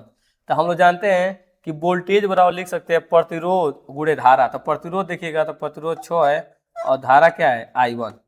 इधर नीचे देखिएगा तो नीचे प्रतिरोध कितना है 6 3 9 है और धारा क्या है I2 है। तो यहाँ से हम एक और वैल्यू भेज सकते हैं, इधर I1 बराबर लिख सकते हैं, एक काट दीजिए 2 दूना का 4, 2 तिहाई 6, तो यहाँ से हो जाएगा 3/2 और क्या लिख देंगे I2, और ये वैल्यू आप भाग दीजिएगा, तो भी चाहे तो वैल्यू भर दीजिए, I1 की जब वैल्यू भरेंगे तो जब I1 की वैल्यू भरिएगा तो यहाँ से आपका आ जाएगा I1 की वैल्यू भरने पर समीकरण नंबर 1 में, तो I1 जब आप रखिएगा 3/2 I2 प्लस I2 बराबर 1.5। यहाँ से आपकी जो वैल्यू आ जाएगी, एलसीएम ले लीजिएगा, 2 एलसीएम होगा, 2 और 3 5 हो जाएगा, 5 I2 बराबर नीचे आपका हो जाएगा 2 बराबर 1.5। इसको काट सकते हैं 5 तिहाई 15 0.3, इसमें गुणा कर दीजिएगा I2 बराबर तो हो जाएगा 3 दूना के 6 0.6। तो I2 की जो वैल्यू आ जाएगी 0.6 एम्पियर। जब I2 आ गया तो यहाँ वैल्यू भर के I1 भी निकाल सकते हैं, तो I1 प्लस I2 बराबर आपके सामने है 1.5, और ये वैल्यू है I1 I2 के जगह पर, तो I1 की जो वैल्यू आ जाएगी यहाँ 0.6 रखेंगे, 1.5 उधर लेके जाएंगे घटाएंगे तो 1.5 में 0 तो 0 कितना बचेगा 0.9 बच जाएगा। तो ये आ गया I1 आ गया I2 आ गया, दोनों आ गया, ठीक, जो कि दोनों पूछा है, I1 बताइए I2 बताइए, दोनों आ गया। और एक चीज और पूछा है कि B और D पर विभव बताइए, B पर विभव और D पर, B पर यहाँ पे आपको विभव बताना है, यहाँ पे B पर और D पर। चलिए B पर जब विभव निकालेंगे, विभव तो वैसे बराबर होगा क्योंकि दोनों पर धारा सेम जा रहा है तो विभव बराबर होगा। तो विभव B बिंदु पर विभव बताएंगे तो विभव बराबर क्या होता है आप जानते होंगे, धारा और क्या लिखेंगे प्रतिरोध, बगल में प्रतिरोध कितना है 4 है, और धारा रख देंगे, धारा I1 की वैल्यू देखिए 0.9 गुणे 4 करेंगे तो ये आएगा 9 चौको 36 3.6 वोल्ट। तो B बिंदु पर वोल्टेज आ गया कितना, B पाया 3.6, और D वाले पे निकालेंगे तो ऐसे लिखेंगे V D बराबर, यहाँ लिखेंगे धारा, तो धारा है I2 और प्रतिरोध कितना है, प्रतिरोध आपका 6। तो लिखेंगे I2 की वैल्यू, देखिए I2 की वैल्यू कितनी है 0.6 और बगल में ही क्या है 6, तो ये भी हो जाएगा 6 का 36, 3.6 वोल्ट। ठीक है, ये भी आका आ गया, VD भी आ गया, दोनों को वोल्टेज क्या आ गया, बराबर आ गया। इस प्रकार आप ये पूरा क्वेश्चन समाप्त हो गया। चलिए अब अगले क्वेश्चन की तरफ चलते हैं हम लोग। अगला क्वेश्चन आपसे कह रहा है बायोट-सेवर्ट। बायोट-सेवर्ट ने बताया था कि जब किसी चालक तार में विद्युत धारा प्रवाहित करते हैं तो तार के चारों तरफ चुंबकीय क्षेत्र पैदा होता है, जो कि निम्न 4 बातों पर निर्भर करता है। चुंबकीय क्षेत्र B तार में बहने वाले विद्युत धारा I के अनुक्रमानुपाती होता है। चुंबकीय क्षेत्र B तार के लंबाई डेल्टा L का ये DL के लंबाई के क्या होता है, अनुक्रमानुपाती होता है। चुंबकीय क्षेत्र B साइन थीटा तार तथा उस बिंदु के बीच बनने वाले कोण के ज्या के क्या होता है, अनुक्रमानुपाती होता है। चुंबकीय क्षेत्र B तार तथा उस बिंदु के बीच की दूरी के वर्ग के क्या होता है, व्युत्क्रमानुपाती होता है। ये 4 चीजों पर निर्भर करता है। ये चारों चीज देखिए यहाँ लिखा है, I पर निर्भर करता है, लंबाई पर निर्भर करता है, यहाँ साइन थीटा पर निर्भर करता है, उसके बीच की दूरी के वर्ग के क्या होता है, व्युत्क्रमानुपाती होता है। ये आप देख सकते हैं फार्मूला, B बराबर I dl साइन थीटा अपन क्या लिखते हैं 4 पाई, और यह लिख सकते हैं mu 0 upon 4 pi I dl sine theta बट्टा के R स्क्वायर, और ये 10 पर घात -7 होता है म्यू 0 अपन 4 पाई। म्यू 0 अपन 4 पाई का मान क्या होता है 10 पर घात -7। इसके बाद देखिएगा आप लोग, इसमें बोला है कि अनंत लंबाई के धारावाही तार के कारण चुंबकीय क्षेत्र, यहाँ से देखिए ये वाला प्रूफ करेंगे। यहाँ पे इस क्वेश्चन में आप देख रहे होंगे एम्पियर का भी नियम दे दिया है और एम्पियर के नियम का अनुप्रयोग भी दे दिया है, दोनों एक साथ दे दिया है। तो देखिए माना एक अनंत लंबाई का धारावाही चालक तार है जिसमें I एम्पियर की धारा क्या करे नीचे से ऊपर की ओर प्रवाहित हो रही है। तार से R दूरी पर एक बिंदु A है, जिसे चुंबकीय क्षेत्र की तीव्रता के क्या करना है, गणना करना है। धारावाही चालक तार के परितः R त्रिज्या का एक क्या लेंगे, वृत्त खींचते हैं, और वह बिंदु P से होकर गुजरता है जिसका केंद्र तार पर स्थित है। ठीक, सीमित लंबाई सममित के कारण वृत्त के प्रत्येक बिंदु पर चुंबकीय क्षेत्र समान होगा, क्योंकि समान लंबाई है, और B का परिमाण समान होगा, अतः DL और B एक ही दिशा में होंगे, अतः इनके बीच संपूर्ण वृत्तीय के लिए रेखीय समाकलन जब करते हैं, यहाँ से देखिए रेखीय समाकलन करेंगे B डॉट DL बराबर, हम जब लिखते हैं तो यहाँ से B, क्योंकि B हर जगह समान होगा, तार के हर एक बिंदु पर B का मान क्या होगा, B का मान हर जगह एक बराबर होगा। B वृत्ताकार पथ का हर एक बिंदु पर क्या होगा, बराबर होगा। यहाँ से DL और वेक्टर हटाएंगे तो लिखेंगे cos theta, B DL cos theta, और थीटा इक्वल टू हम देख रहे हैं थीटा बराबर कितना है 0, क्योंकि दोनों एक ही दिशा में है। तो यहाँ से आपका हो जाएगा B dot DL equal to हो जाएगा B DL का 0 का वैल्यू 1, B बाहर निकल जाएगा क्योंकि हर जगह B क्या है, समान है, और ये रहेगा DL, और यहाँ से जैसा है वैसे रहेगा B डॉट DL। अब देखिए DL जो है इस तार पर, इस वृत्ताकार पर एक छोटी सी लंबाई ली है, इस वृत्त पर छोटी सी लंबाई ली है। पूरी लंबाई लेंगे तो क्या लेंगे, पूरी लंबाई इसकी परिधि लेंगे। जब इसकी परिधि लिखते हैं यहाँ से आपका हो जाएगा B DL बराबर B गुणे 2 पाई R। समीकरण नंबर 1 बना के छोड़ देंगे। उसके बाद हम लोग बोलेंगे, हम जानते हैं एम्पियर के परिपति नियम से, हम जानते हैं वेक्टर B डॉट DL बराबर होता है म्यू 0 I। इसको लिखेंगे समीकरण नंबर 2। समीकरण 1 समीकरण 2 का बायां पक्ष क्या है, बराबर है, तो दाहिना पक्ष ऑटोमेटिक क्या हो जाएगा, बराबर हो जाएगा। तो यहाँ से हो जाएगा B गुणे 2 पाई R बराबर हो जाएगा म्यू 0 I। तो यहाँ से आपका हो जाएगा B बराबर लिखेगा तो B बराबर आपका हो जाएगा म्यू 0 अपान 2 पाई, और ये हो जाएगा I बट्टा R। यही प्रूफ करना था और ये प्रूफ हो चुका है, देख सकते हैं आप लोग। इसके बाद का क्वेश्चन देखिए, इसके बाद आपका क्वेश्चन पूछा है LCR परिपथ एक ऐसा परिपथ होता है जिसमें प्रतिरोध R, प्रेरकत्व L तथा संधारित्र C तीनों के तीनों क्या होते हैं, श्रेणी क्रम में जुड़े होते हैं। ऐसे परिपथ को क्या कहते हैं, LCR परिपथ कहते हैं। और LCR परिपथ में याद रखिएगा कि प्रेरकत्व जो L होता है, प्रेरकत्व L देखिए यहाँ से दिया है, तीनों किसमें होते हैं, श्रेणी क्रम में होते हैं। प्रत्यावर्ती धारा में प्रेरकत्व L, एक कुंडली C धारिता का एक संधारित्र R, ठीक है, प्रतिरोध R प्रत्यावर्ती धारा स्रोत के साथ श्रेणी क्रम में जुड़े होते हैं। जैसा कि चित्र में दिखाया गया है, किसी क्षण R प्रतिरोध के सिरों पर विभवांतर VR है, और इसमें धारा I, समान कला में है। प्रेरकत्व यल में प्रेरित विभवांतर भी यल है और धारा से 90 डिग्री अग्रगामी है। प्रेरकत्व यल जो होता है संधारित्र C से 90 डिग्री का है, धारा में अग्रगामी है, परंतु संधारित्र C में प्रेरित विभवांतर भी C है और धारा से कला में 90 डिग्री का है, पश्चगामी, अतः भी यल व भी यल और भी सी क्या है, विपरीत दिशा में होंगे, अतः भी यल ठीक, तथा भी सी परिणामी वोल्टेज भी यल माइनस भी सी होगा। भी यल माइनस क्या होगा, भी सी होगा। LCR परिपथ में परिणामी वोल्टेज भी बराबर लिखते हैं अंडर रूट लिखेंगे भी आर का स्क्वायर प्लस इसमें लिखेंगे वोल्टेज को हम लिखेंगे भी यल माइनस भी सी का स्क्वायर, क्योंकि 90 डिग्री का चल रहा है, आगे चल रहा है। अब यहाँ से हम लोग सब लोग पता कि हम लोग जानते हैं कि भी बराबर क्या होता है, आई गुणे आर होता है। यहाँ से वैल्यू भरेंगे, यहाँ से हो जाएगा भी बराबर अंडर रूट भी आर के जगह पर लिखेंगे आई गुणे आर, धारा गुणे प्रतिरोध का स्क्वायर हो जाएगा। यहाँ से आप वैल्यू भरेंगे तो ये भी हो जाएगा धारा, इसका प्रतिरोध लिखेंगे यक्स यल, इसीलिए धारा यक्स सी लिख देंगे स्क्वायर। धारा इसमें है भी बराबर लिखेंगे अंडर रूट, यहाँ हो जाएगा आई का स्क्वायर, यहाँ हो जाएगा आर का स्क्वायर प्लस हो जाएगा आई का स्क्वायर, इधर हो जाएगा x L minus X C का होल स्क्वायर हो जाएगा। यहाँ से दोनों में आई है तो आई को आराम से हम बाहर कर लेते हैं। यहाँ से हो जाएगा भी बराबर आई और अंडर रूट लिखेंगे अंडर रूट, ये हो जाएगा आर स्क्वायर प्लस भी यल माइनस भी सी का स्क्वायर। यहाँ से अब यक्सल है यक्सल और यक्स सी का स्क्वायर, यहाँ से इधर जाएगा तो भी बट्टा आई हो जाएगा और यहाँ पर बचेगा R square plus X L minus X C का स्क्वायर। तो भी बट्टा आई जो होता है वो होता है प्रतिबाधा, क्या होता है, प्रतिबाधा जेड होता है। तो यहाँ से आप बोल सकते हैं भी बट्टा आई को क्या लिखेगा, जेड। यहाँ से ऐसे लिख दीजिएगा जेड बराबर आपका हो जाएगा अंडर रूट, ये हो जाएगा R square plus X L minus X C का स्क्वायर।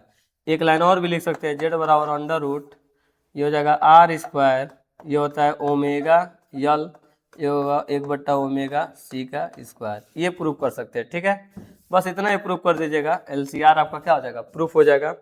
चलिए इसके बाद का क्वेश्चन अब देखिए, आपसे कह रहा है कि विद्युत द्विध्रुव, देखिए इसमें 3 नंबर में आया है और 3 चीज पूछ दिया है। विद्युत द्विध्रुव किसे कहते हैं, तो विद्युत द्विध्रुव एक ऐसा निकाय होता है जिसमें 2 समान परिमाण के किंतु विपरीत चिन्ह वाले आवेश को क्या कहते हैं, अल्प दूरी पर रखते हैं, इसको क्या कहते हैं, वैद्युत द्विध्रुव। वैद्युत द्विध्रुव एक ऐसा निकाय होता है जिसमें 2 समान परिमाण के, एक प्लस वाला होता है और एक माइनस वाला होता है, दोनों के बीच की दूरी कितनी होती है, 2l होती है। इसका एग्जाम्पल बहुत सारा है, आप जानते हैं NaCl, H2O है, HCl है, ये सब क्या है, इसका एग्जाम्पल है। इसमें और भी पूछा है वैद्युत द्विध्रुव आघूर्ण, दूसरा पूछा वैद्युत द्विध्रुव आघूर्ण, तो ये भी याद रखिएगा वैद्युत द्विध्रुव आघूर्ण वेक्टर P का मान इस द्विध्रुव के किसी एक आवेश का परिमाण और दोनों आवेशों के बीच की दूरी के गुणनफल के क्या होता है, बराबर होता है। तो एक चीज ये भी पूछा है वैद्युत द्विध्रुव आघूर्ण और ये भी पूछा है वैद्युत द्विध्रुव, दोनों पूछा है तो दोनों बता देंगे। और तीसरा कह रहा है किसी वैद्युत द्विध्रुव को वैद्युत क्षेत्र में घुमाने में उस पर लगने वाला बलयुग्म आघूर्ण। तो देखिए यहाँ पर हम लोग बनाएंगे एक वैद्युत क्षेत्र, यहाँ पर सबसे पहले हम लोग बना लेते हैं एक वैद्युत क्षेत्र E बनाएंगे, ये आपका बन रहा है वैद्युत क्षेत्र E, बन गया वैद्युत क्षेत्र E, ठीक, वैद्युत क्षेत्र E हो गया। इसमें एक हम लोग वैद्युत द्विध्रुव रख देते हैं, वैद्युत द्विध्रुव रख देंगे, ठीक है, वैद्युत द्विध्रुव रख दीजिए, ये हम रख दिए वैद्युत द्विध्रुव, ठीक, ये वैद्युत द्विध्रुव है। इसमें एक प्लस वाला रखते हैं और एक क्या रखते हैं, माइनस वाला, एक प्लस और एक माइनस। तो यहाँ आप रखिएगा प्लस क्यू, यहाँ रखिएगा माइनस क्यू, ठीक है। प्लस वाले पर वैद्युत बल आगे लगेगा यफ और माइनस के लिए वैद्युत बल पीछे लगेगा यफ, ये दोनों के लिए, प्लस के लिए इधर लगा, माइनस के लिए इधर लगा। इनके बीच का जो लंबवत दूरी ऐसे रखेंगे, लंबवत दूरी ऐसे रख देंगे, ये रहा लंबवत दूरी। तो लंबवत दूरी यहाँ पे एंगल बनाएंगे थीटा, नाम दे देंगे यहाँ पे A और यहाँ लिख देंगे B और यहाँ पे आपका लिख देंगे O, ठीक है। ये 90 डिग्री का एंगल बनेगा, 90 डिग्री का, और दोनों ध्रुवों के बीच की दूरी कितनी है, 2l है, दोनों ध्रुवों के बीच की दूरी 2l है। तो जब 2 बल एक ही वस्तु पर कार्य करेंगे तो यहाँ होता है बलयुग्म। 2 बलों का एक ऐसा जोड़ा होता है जिसमें दोनों बल आपस में क्या होते हैं, बराबर होते हैं, दोनों बल एक दूसरे के विपरीत होते हैं, लेकिन इनकी क्रिया रेखा क्या होती है, अलग अलग होती है। ये होता है बलयुग्म आघूर्ण। बलयुग्म आघूर्ण टाउ बराबर होता है दोनों बलों में से किसी एक बल का परिमाण और दोनों बलों की क्रिया रेखा के बीच लंबवत दूरी। तो क्रिया रेखा ये है, क्रिया रेखा, एक बल इधर क्रिया कर रहे हैं, एक बल इधर, तो इनकी लंबवत दूरी क्या है, इनकी लंबवत दूरी ओ ए है, लंबवत दूरी क्या है, ओ ए है। अब यहाँ से हम लोग लिखेंगे कि साइन थीटा बराबर, आप जानते होंगे लंब बट्टा कोण होता है साइन थीटा। यदि कोण थीटा बना हो साइन थीटा, ये लंब हो जाएगा और 90 डिग्री के सामने क्या हो जाएगा, कोण हो जाएगा। तो लंब आपका हो जाएगा ओ ए और कोण आपका हो जाएगा 90 के सामने का क्या हो जाएगा, ए बी। तो लंब बट्टा कोण। अब इसमें तिर्यक का गुणा कर देंगे, तिर्यक का गुणा करेंगे तो ये हो जाएगा ए बी साइन थीटा बराबर हो जाएगा ओ ए, ये हो जाएगा ओ ए। तो ओ ए के जवाब लिखेंगे हम लोग टाउ बराबर एफ गुणे ए बी साइन थीटा, और एफ बराबर होता है, एफ बराबर क्या होता है, क्यू इंटू ई। एफ बराबर क्या होता है, क्यू ई। और ए बी की वैल्यू देखिए, ए से बी तक की दूरी कितनी है, ए बी की वैल्यू है 2l, लिखेंगे साइन थीटा। अब देखिए यहाँ से एक चीज़ हो जाएगा आपका Q into 2l, Q into 2l जो होता है वो पी होता है, तो टाउ बराबर हो जाएगा क्यू इंटू 2l, पी हो जाएगा तो पी ई, और लिखेंगे P E sine theta, P E sine theta. यही आपको प्रूफ करना था और ये भी आपका क्या हो चुका है, प्रूफ हो गया है। इसके बाद देखिए द्रव्य तरंगे, द्रव्य तरंगे के बारे में याद रखिएगा, इसमें 3 चीज पूछा है और 3 नंबर का पूछा है। सबसे पहले द्रव्य तरंगे क्या होती है, देखिए जब कोई द्रव्य कण जैसे इलेक्ट्रॉन हुआ, प्रोटॉन हुआ, इलेक्ट्रॉन प्रोटॉन आदि गतिमान होते हैं तो वो अभी तरंग की भांति व्यवहार करते हैं, जिन्हें हम क्या कहते हैं, द्रव्य तरंगे कहते हैं। ऐसे दी ब्रोगली तरंगे भी कहते हैं। अब देखिए कह रहा है कि दूसरा दी ब्रोगली तरंगे का सूत्र बताइए, ये आपका यहाँ से 1 नंबर, फिर यहाँ से ये 1 नंबर हो जाएगा। तो देखिए दी ब्रोगली ने बताया गतिमान कणों की तरंगदैर्घ्य उनके संवेग के क्या होता है, व्युत्क्रमानुपाती होता है। जो तरंगदैर्घ्य होता है वो संवेग के क्या होता है, व्युत्क्रमानुपाती होता है, या इसके क्या होता है, व्युत्क्रमानुपाती के बराबर होता है। ये दूसरा लिखेंगे तो 1 नंबर इस पर मिल जाएगा। फिर आपसे कह रहा है कि कणों की द्वैत प्रकृति को प्रदर्शित करने वाले प्रयोग का नाम बताइए। तो ये प्रयोग जो किया था 2 वैज्ञानिकों ने किया था, डेविसन और जर्मन ने एक प्रयोग किया जिसमें इलेक्ट्रॉनों को क्रिस्टल पर टकराया और उन्होंने ये देखा कि इलेक्ट्रॉन विवर्तन प्रदर्शित करता है, जो कि तरंगों की एक विशेषता है। क्या विशेषता है, तरंगों की एक विशेषता है, कौन, विवर्तन। जबकि प्रकाश विद्युत प्रभाव में हम जानते हैं कि प्रकाश विद्युत उत्सर्जन में प्रकाश को कौन माना था, उत्सर्जन में, आइंस्टीन वाले में। लेकिन यहाँ पे क्या कर रहा है कि जर्मन और डेविसन ने प्रयोग किया जिसमें क्या कर रहा है, विवर्तन का गुण बताया, जो कि क्या है, तरंगों का प्रयोग है। ये प्रयोग द्रव्य तरंगों की द्वैत प्रकृति, कौन प्रकृति, द्वैत प्रकृति को प्रदर्शित करता है। माने द्वैत प्रकृति डुअल नेचर बताता है कि प्रकाश कण की भांति व्यवहार करता है और प्रकाश तरंग की भांति व्यवहार करता है, ये चीज बताया था। इसके बाद का क्वेश्चन देखिए, चालक में अनुगमन वेग बताना है। अनुगमन वेग तो आप जानते हैं किसी भी चालक तार को किसी सेल या बैटरी से जोड़ देते हैं तो चालक तार में उपस्थित मुक्त इलेक्ट्रॉन एक निश्चित दिशा में और एक निश्चित वेग से गति करने लगते हैं।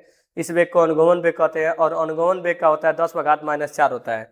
यहाँ अनुगमन वेग का मान होता है 10⁻⁻4, ये होता है अनुगमन वेग का मान 10⁻⁻4 होता है मीटर पर सेकेंड। और अनियमित वेग का मान, अनियमित वेग का मान होता है 10⁻5 मीटर पर सेकेंड होता है अनियमित वेग, ठीक है। इसके साथ देखिए क्या कर रहा है, गतिशीलता को ही बताना है। गतिशीलता आपको दिया है कि गतिशीलता म्यू बराबर होता है, म्यू बराबर होता है वी बट्टा ई। वी बट्टा क्या लिखते हैं, ई। गतिशीलता का डेफिनेशन होता है कि किसी भी चालक तार में मुक्त इलेक्ट्रॉनों की गतिशीलता उसमें बहने वाले मुक्त इलेक्ट्रॉनों का अनुगमन वेग वी डी तथा वैद्युत क्षेत्र की तीव्रता ई का अनुपात को क्या कहते हैं, मुक्त इलेक्ट्रॉनों की गतिशीलता कहते हैं। तो इसमें 2 चीज पूछा है, चालक का अनुगमन वेग और गतिशीलता दोनों बताना है और साथ में न्यूमेरिकल भी लगाना है, तब जाके आपको पूरा मिलेगा 3 नंबर। तो चलिए न्यूमेरिकल हम लगाते हैं, 2 डिफिनीशन के बाद हम न्यूमेरिकल लगा लेते हैं सीधे। न्यूमेरिकल देखिए क्या क्या दिया है, इसको लिख लीजिए। सबसे पहले दिया क्या है, लंबाई दे दिया आपका, सबसे पहले आपको लंबाई यही पे लिख दीजिए क्या क्या दिया है। लंबाई आपको दे दिया है 1 मीटर। उसके साथ देखिए क्या दे दिया है, कह रहा है कि सिरों पर विभवांतर, विभवांतर आपका वी बराबर दे दिया है 4 वोल्ट, विभवांतर दे दिया है 4 वोल्ट। उसके साथ देखिए क्या दिया है, चालक में इलेक्ट्रॉनों का प्रति मीटर क्यूब घनत्व दे दिया। ये घनत्व जो है इलेक्ट्रॉनों की संख्या है, ये आपका है 5 × 10⁻24 मीटर पर माइनस क्यूब, प्रति मीटर घनत्व दिया है, यहाँ पर मीटर माइनस क्यूब आना चाहिए। इसकी प्रतिरोधकता रो दे दिया है आपका 50 × 10⁻⁸, ये दे दिया है 10⁻⁸ ओम मीटर, ठीक है, ओम मीटर आपको दे दिया है। तो आपसे क्या पूछा है, आपसे पूछा है अनुगमन वेग। अनुगमन वेग का सूत्र याद कर लीजिएगा, वी डी बराबर होता है वी बट्टा आप लिखिएगा एन ई और इसके साथ क्या है यल है और यहाँ लिखिएगा आपका घनत्व रो, इसी में वैल्यू भर दीजिएगा, आपका आंसर आ जाएगा। चलिए हम लोग वैल्यू भरते हैं, यहाँ से हो जाएगा वी डी बराबर, यहाँ पे वी की वैल्यू 4 है यन की वैल्यू आपका दिया है 5 गुणे 10 पर घात कितना है 24 है। उसके बाद आपका है इलेक्ट्रॉन, एक इलेक्ट्रॉन पे 1.6 गुणे 10 पर घात -19 होता है। यल 1 है और घनत्व तो आपका है, घनत्व है 50, घनत्व नहीं विशिष्ट प्रतिरोध है 50 गुणे 10 पर घात -8 को नीचे से ऊपर लेके चले जाइएगा, +8 हो जाएगा। अब यहाँ से देखिए क्या होगा, ये हो जाएगा 16 25 80, तो VD बराबर आपका हो जाएगा यहाँ से 4 गुणे कितना है 10 पर घात 8 है, और बाकी देखिए 1 जीरो से दशमलव हटा लीजिए, 1 जीरो से दशमलव हटाएंगे तो 16 हो जाएगा, और 5 गुणे 5 25 हो जाएगा, और इधर आपका 16 हो जाएगा, और 24 में से घटाएंगे 19 तो 10 बघात कितना बचेगा 5 बचेगा, 10 बघात कितना बचेगा 5। अब इस बात देखिए आप इसको नीचे से ऊपर लेके जाइएगा, नीचे से ऊपर लेके जाएंगे तो घात क्या हो जाएगा, घट जाएगा, 8 में से 5 घटेगा तो कितना बचेगा 3 बचेगा, 3 माने 3 जीरो लिख दीजिए।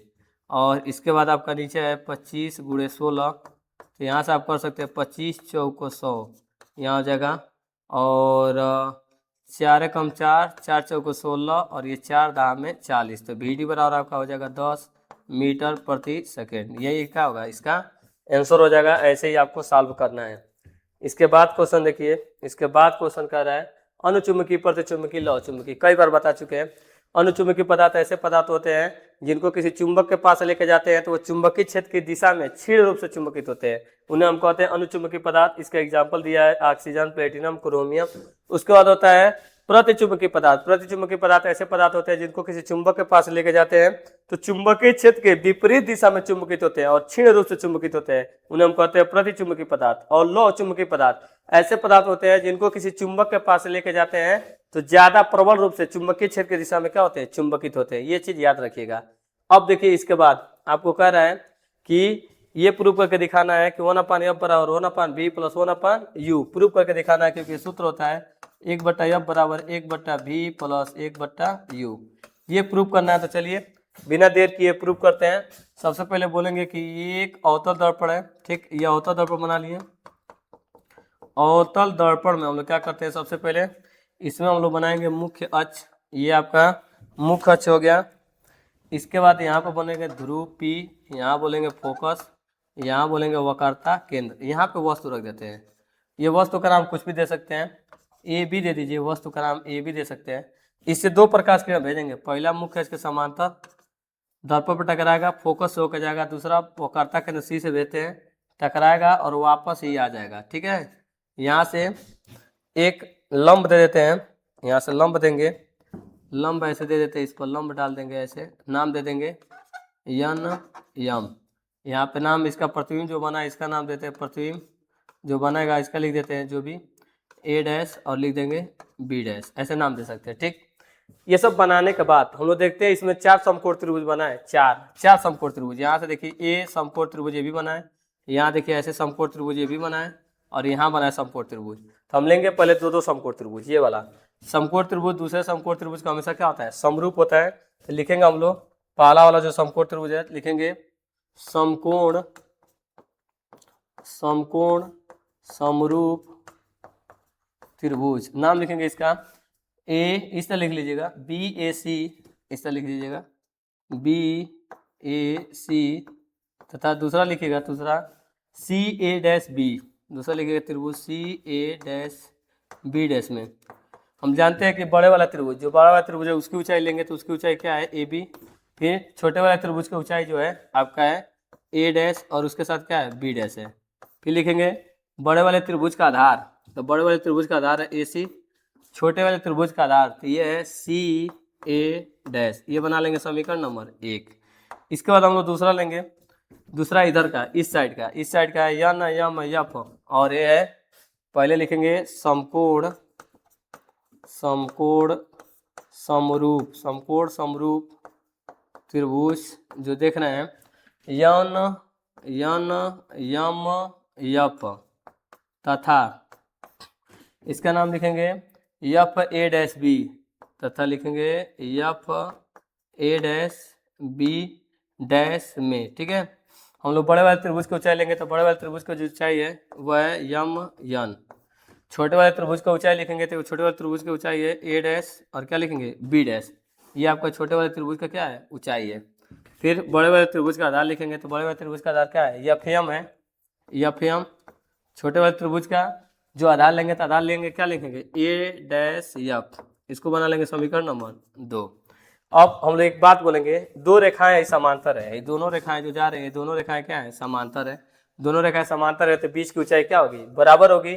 तो दो रेखाएं लिखेंगे, दो रेखाएं मैंने क्यों लिखेंगे, बी एन समांतर है किसके, ई और यम के। जब दो रेखाएं क्या होती है, समांतर होती हैं, तो उनकी बीच की ऊंचाई क्या होगी, बराबर होगी। तो बीच की ऊंचाई जब हम लिखते हैं तो बीच की ऊंचाई कौन है, ए बी बराबर होगा किसकी, यम एन के, यम एन के। तो यहाँ पे यम एन के जगह पे क्या रख देंगे, ए बी रख देंगे। तो यहाँ से हो जाएगा A B A dash B dash बराबर हो जाएगा F M A dash F. समीकरण नंबर 3 बना देंगे।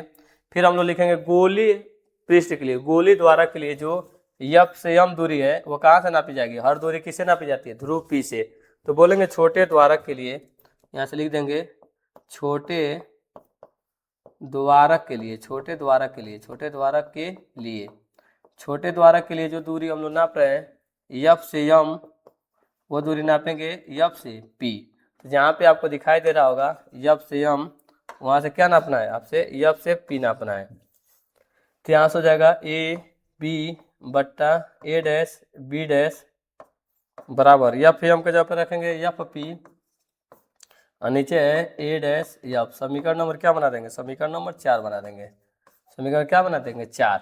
और समीकरण नंबर 4 ये जब बन जाएगा तो उसके बाद हम लोग इसी में क्या करेंगे, सबसे पहले इसमें तुलना ही कर दिए होते हैं, चलिए यही तुलना कर दीजिए।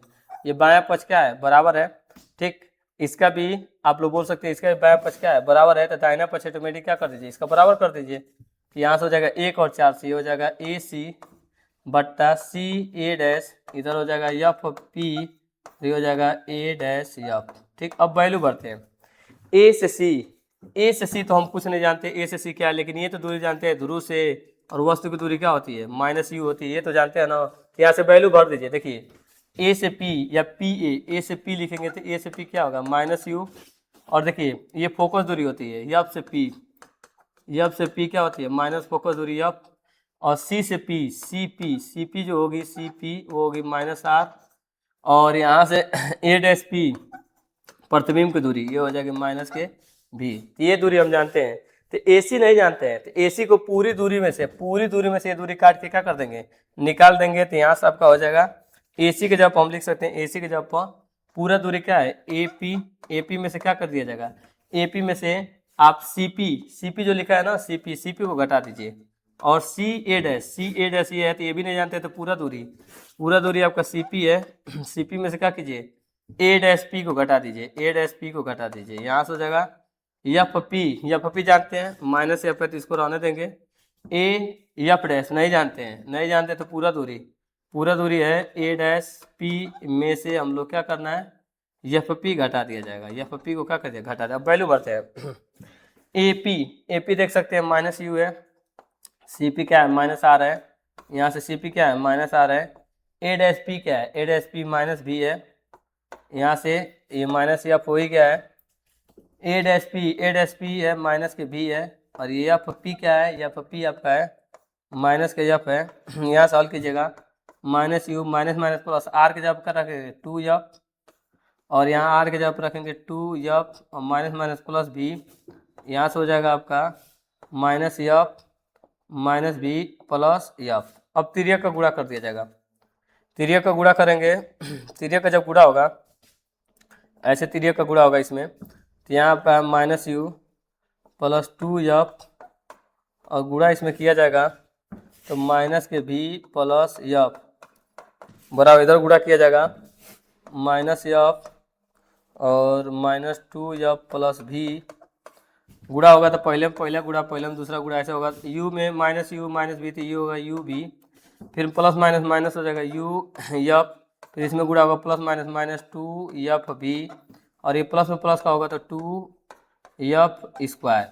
इसमें गुणा होगा तो माइनस प्लस, तो ये हो जाएगा 2 एफ स्क्वायर प्लस माइनस यहाँ हो जाएगा F B, 2 F B square cut जाएगा, सब माइनस वाला उधर भेज दीजिए तो यू भी हो जाएगा ये उधर जाएगा तो यू एफ हो जाएगा, ये जाएगा तो +2 एफ भी हो जाएगा, पहले से है एफ भी बचा है, तो यू भी यू एफ ये हो जाएगा प्लस एफ भी, दोनों पक्षों में यू भी एफ से भाग दे दीजिए।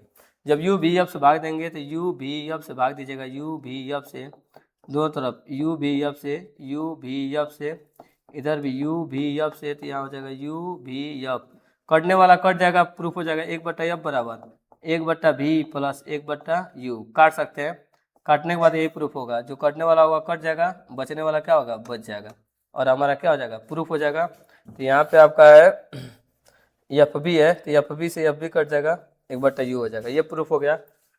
ये लंबा प्रोसेस है, ठीक है, थोड़ा लंबा है, और ये हाई स्कूल में देता है, लेकिन अब इंटर में भी दे दिया है। इसके बाद अब देखिए अगला क्वेश्चन, दी ब्रोगली ये हाइगेंस के द्वितीय तरंगिकाओं का सिद्धांत। तो हाइगेंस के द्वितीय तरंगिकाओं का सिद्धांत हम लोग जानते हैं, 3 सिद्धांत बताए थे। पहला सिद्धांत था किसी भी माध्यम में खींचा गया एक ऐसा काल्पनिक पृष्ठ जिस पृष्ठ पर उपस्थित माध्यम के सभी कण समान कला क्या करते हैं, समान कंपन करते हैं, इसे हम लोग कहते हैं हाइगेंस के मतलब जिस पृष्ठ पर उपस्थित है उस पृष्ठ को क्या कहते हैं, तरंगात कहते हैं।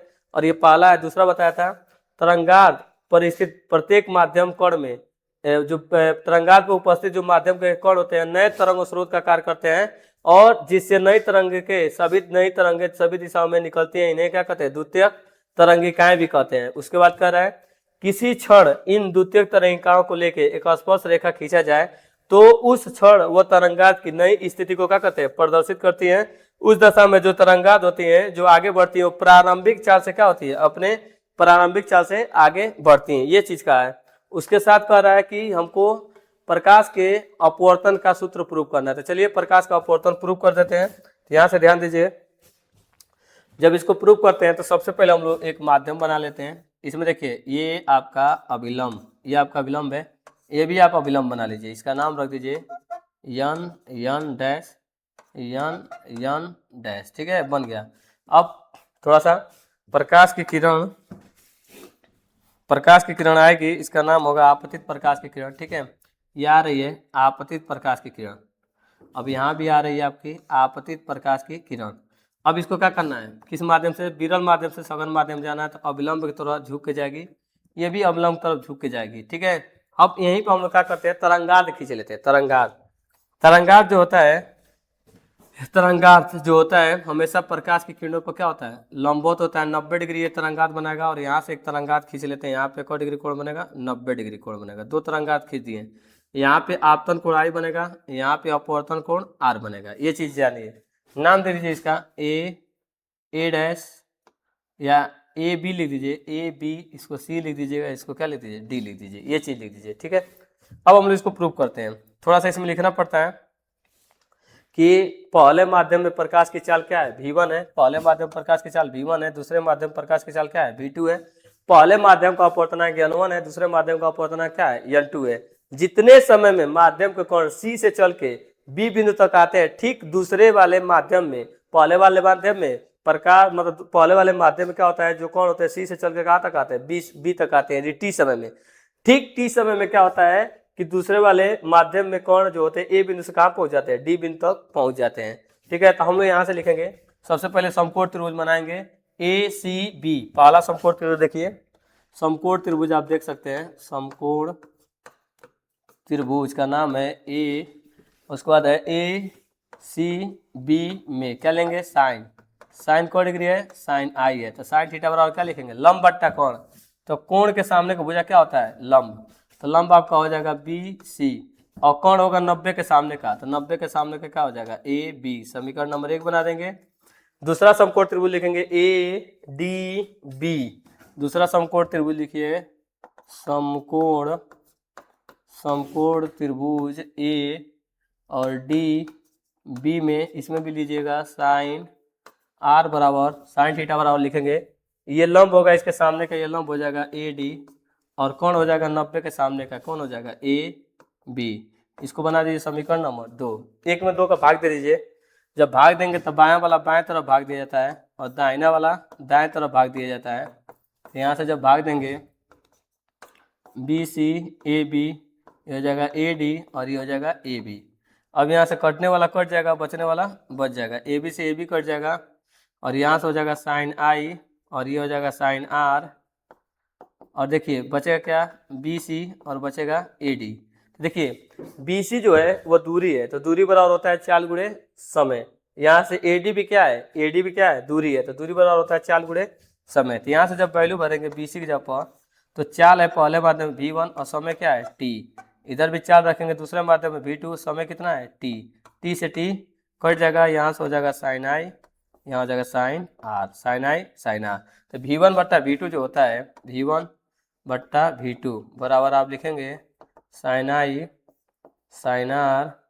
तो V1 बट्टा V2 होता है N12 पहले माध्यम के सापेक्ष दूसरे माध्यम, पहले माध्यम के सापेक्ष दूसरे माध्यम का अपवर्तनांक। ये फार्मूला होता है V1 बट्टा V2 का। तो यही हमको प्रूफ करना था, ये प्रूफ हो चुका है, जो कि स्नेल का नियम भी है, ऐसे ही आपको प्रूफ करना है।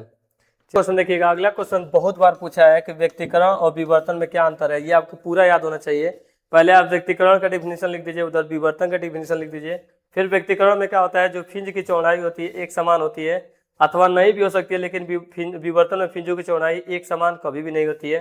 फिर कह रहा है व्यक्तिकरण में सभी दीप्त फ्रिंजों की तीव्रता जो होती है समान होती है, इसमें क्या होती है, तीव्रता क्या होती है, घटती बढ़ती रहती है। तो ये आप तैयार कर लीजिएगा, विवर्तन और व्यक्तिकरण में अंतर याद कर लीजिएगा। साथ में आपसे कह रहा है कि अंग की द्विक स्लिट में विवर्तन पट्टियों के लिए चौड़ाई का जो सूत्र होता है, यक्स बराबर जो होता है, यक्स बराबर होता है डी लेमडा बट्टा स्मॉल डी, ये होता है। तो जो फ्रिंज की चौड़ाई की होती है वो लेमडा तरंगदैर्घ्य का क्या होता है, अनुक्रमानुपाती होता है।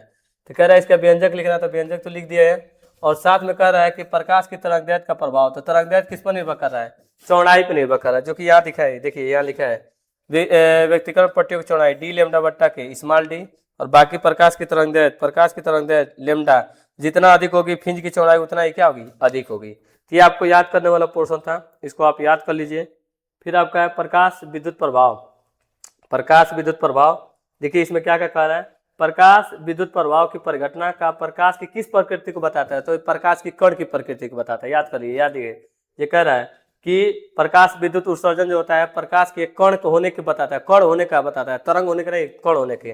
फिर आइंस्टीन द्वारा प्रकाश विद्युत प्रभाव की व्याख्या, देखिए प्लैंक के क्वांटम सिद्धांत के अनुसार सूर्य से आने वाली जो ऊर्जा होती है वो बंडल और पैकेट के रूप में आती है, और प्रत्येक बंडल या प्रत्येक पैकेट में जो ऊर्जा होती है वह एच न्यू के बराबर होती है। किसके बराबर होती है, एच न्यू के बराबर ऊर्जा होती है। ये जो ऊर्जा आती है ना, ये जो ऊर्जा आती है वो दो भागों में व्यय हो जाती है। ये ऊर्जा आ रही है, को भागों में व्यय हो जाती है, दो। जब किसी धातु की सतह पर गिरती है तो धातु के सतह पर उपस्थित किसी एक इलेक्ट्रॉन को अपनी एक बंडल की ऊर्जा दे देती है। एक बंडल की ऊर्जा एक इलेक्ट्रॉन लेता है, वो अपने अस्तित्व को समाप्त कर लेता है, और जब वो अपने अस्तित्व को समाप्त कर लेता है तो उस ऊर्जा का व्यय दो भागों में करता है। एक भाग केवल उसको धातु के सतह में से बाहर निकलने में कुछ ऊर्जा खत्म हो जाती है, और शेष बची ऊर्जा जो होती है उसके गतिज ऊर्जा में कन्वर्ट हो जाती है। तो यहाँ से ई बराबर जो होता है W, और ये होता है आप लिख सकते हैं के, लिख सकते हैं गतिज ऊर्जा, या ई के लिख सकते हैं, ई के गतिज ऊर्जा में कन्वर्ट हो जाती है। तो यहाँ से देखिए एच न्यू बराबर आप लिख सकते हैं एच न्यू 0, और ये होता है गतिज ऊर्जा 1/2 M V square, 1/2 M V square, V maximum लिख सकते हैं, मैक्सिमम। इसको इधर लेकर आइए, यहाँ से हो जाएगा H new minus H new 0, और यहाँ हो जाएगा 1/2 एम वी मैक्सिमम लिख सकते हैं, मैक्सिमम का स्क्वायर। यहाँ से एच कॉमन भी कर सकते हैं, यहाँ से हो जाएगा न्यू माइनस न्यू 0, ये हो जाएगा 1/2 एम वी मैक्सिमम। यही आपको बताना भी है और आइंस्टीन का लिखना भी है, और साथ में ये भी बोला है कि प्रकाश विद्युत उत्सर्जन के नियमों की व्याख्या कीजिए। तो नियम नीचे है, नियम को देखिए, नियम आपका यह है, देखिए ये नियम आप याद कर सकते हैं, बोला भी है नियम में। देखिए किसी प्रकाश विद्युत में धातु की सतह से प्रकाश इलेक्ट्रॉनों के उत्सर्जन की जो दर है वो धातु की सतह पर आपतित प्रकाश की तीव्रता का क्या होता है, अनुक्रमानुपाती होता है। और साथ में याद करिएगा कि इलेक्ट्रॉनों की जो गतिज ऊर्जा होती है, इलेक्ट्रॉनों की गतिज ऊर्जा आपतित प्रकाश की तीव्रता पर निर्भर नहीं करती है। जो गतिज ऊर्जा निर्भर करती है, इलेक्ट्रॉनों की जो गतिज ऊर्जा निर्भर करती है आवृत्ति पर निर्भर करती है। देखिए प्रकाश की आवृत्ति पर निर्भर करती है। और एक बात और, जैसे ही धातु की सतह पर प्रकाश किरणें गिरती है वैसे ही धातु की सतह से इलेक्ट्रॉन क्या होने लगते हैं, बाहर निकलते लगते हैं, और उसमें टाइम इंटरवल नहीं लगता है, टाइम नहीं लगता है। यही चीज आपको लिखना है, ये चीज आप तैयार कर लीजिएगा कि जो गतिज ऊर्जा होता है वो आवृत्ति पर निर्भर कर रहा है, न कि प्रकाश की तीव्रता पर। इसके बाद का अगला क्वेश्चन देखिए, कह रहे हैं न्यूक्लियन से क्या तात्पर्य है। तो देखिए नाभिक में उपस्थित न्यूट्रॉन और प्रोटॉन कि योगफल को ही क्या कहते हैं, न्यूक्लियन कहते हैं, इसी को ही द्रव्यमान संख्या भी कहते हैं। नाभिक द्रव्यमान संख्या और त्रिज्या में क्या संबंध होता है, तो ये देखिए एक संबंध जो होता है आप याद कर लीजिएगा कि क्या संबंध होता है। ये संबंध होता है R बराबर होता है R बराबर R0 A पर 1/3, यही संबंध होता है। R बराबर R0 A/3, A द्रव्यमान संख्या है, R त्रिज्या होता है। और साथ में कह रहा है कि नाभिक का घनत्व, नाभिक का घनत्व द्रव्यमान संख्या पर निर्भर नहीं करता है। तो याद रखिएगा घनत्व बराबर होता है, घनत्व बराबर होता है द्रव्यमान, पूरा द्रव्यमान लिखेंगे बट्टा के आयतन भी लिखेंगे। तो घनत्व बराबर यहाँ से हो जाएगा यम और ए द्रव्यमान संख्या, आयतन लिखते हैं तो 4/3 पाई आर क्यू। अब यहाँ से आर की वैल्यू भर देंगे, यहाँ से आर की वैल्यू भरेंगे तो घनत्व बराबर हो जाएगा यम ए बट्टा 4/3 पाई, और यहाँ से आर की वैल्यू भरेंगे तो हो जाएगा R0 A पर 1/3 पर घात कितना है 3। जब यहाँ से गुणा होगा तो यहाँ से हो जाएगा घनत्व बराबर हो जाएगा यम ए, यहाँ से हो जाएगा 4/3 पाई, यहाँ हो जाएगा आपका R0 का Q हो जाएगा, और यहाँ से 3 से 3 कट जाएगा तो A बच जाएगा, इस A से इस A को काट देंगे तो ये हो जाएगा घनत्व बराबर यम, और ये हो जाएगा 4/3 पाई R0 Q, ये आपका हो जाएगा। तो इसमें A कहीं भी नहीं आया, द्रव्यमान संख्या नहीं आया, तो यही आपको प्रूव करना था। इसके बाद क्वेश्चन देखिए ट्रांसफार्मर। ट्रांसफार्मर जो होता है वो अन्योन्य प्रेरण के सिद्धांत पर कार्य करता है, और ट्रांसफार्मर क्या करता है, निम्न वोल्टेज को उच्च वोल्टेज में और उच्च वोल्टेज को निम्न वोल्टेज में परिवर्तित कर सकता है, ये आपको बोला है। साथ में देखिए कर रहा है उच्चाई और अपचाई ट्रांसफार्मर के बारे में बताइए। तो उच्चाई जो ट्रांसफार्मर होता है उसका काम क्या होता है, उच्चाई, नाम से उच्चाई है तो निम्न वोल्टेज को उच्च वोल्टेज में बदल देता है, और अपचाई क्या कहता है, उच्च वोल्टेज को निम्न वोल्टेज में बदल देता है। ये भी चीज याद रखिए। उच्चाई में जो दूसरी वाले कुंडली में फेरों की संख्या होती है प्राथमिक कुंडली से क्या होती है, अधिक होती है। तो देखिए उच्चाई के जब लिखेंगे तो ये मान लीजिए पहली वाली कुंडली है, तो पहली वाली कुंडली में ऐसे बना लीजिए, और जो दूसरी वाली कुंडली होगी उसमें फेरों की संख्या क्या होगी, ज्यादा होगी। फेरों की संख्या क्या होगी, ज्यादा होगी।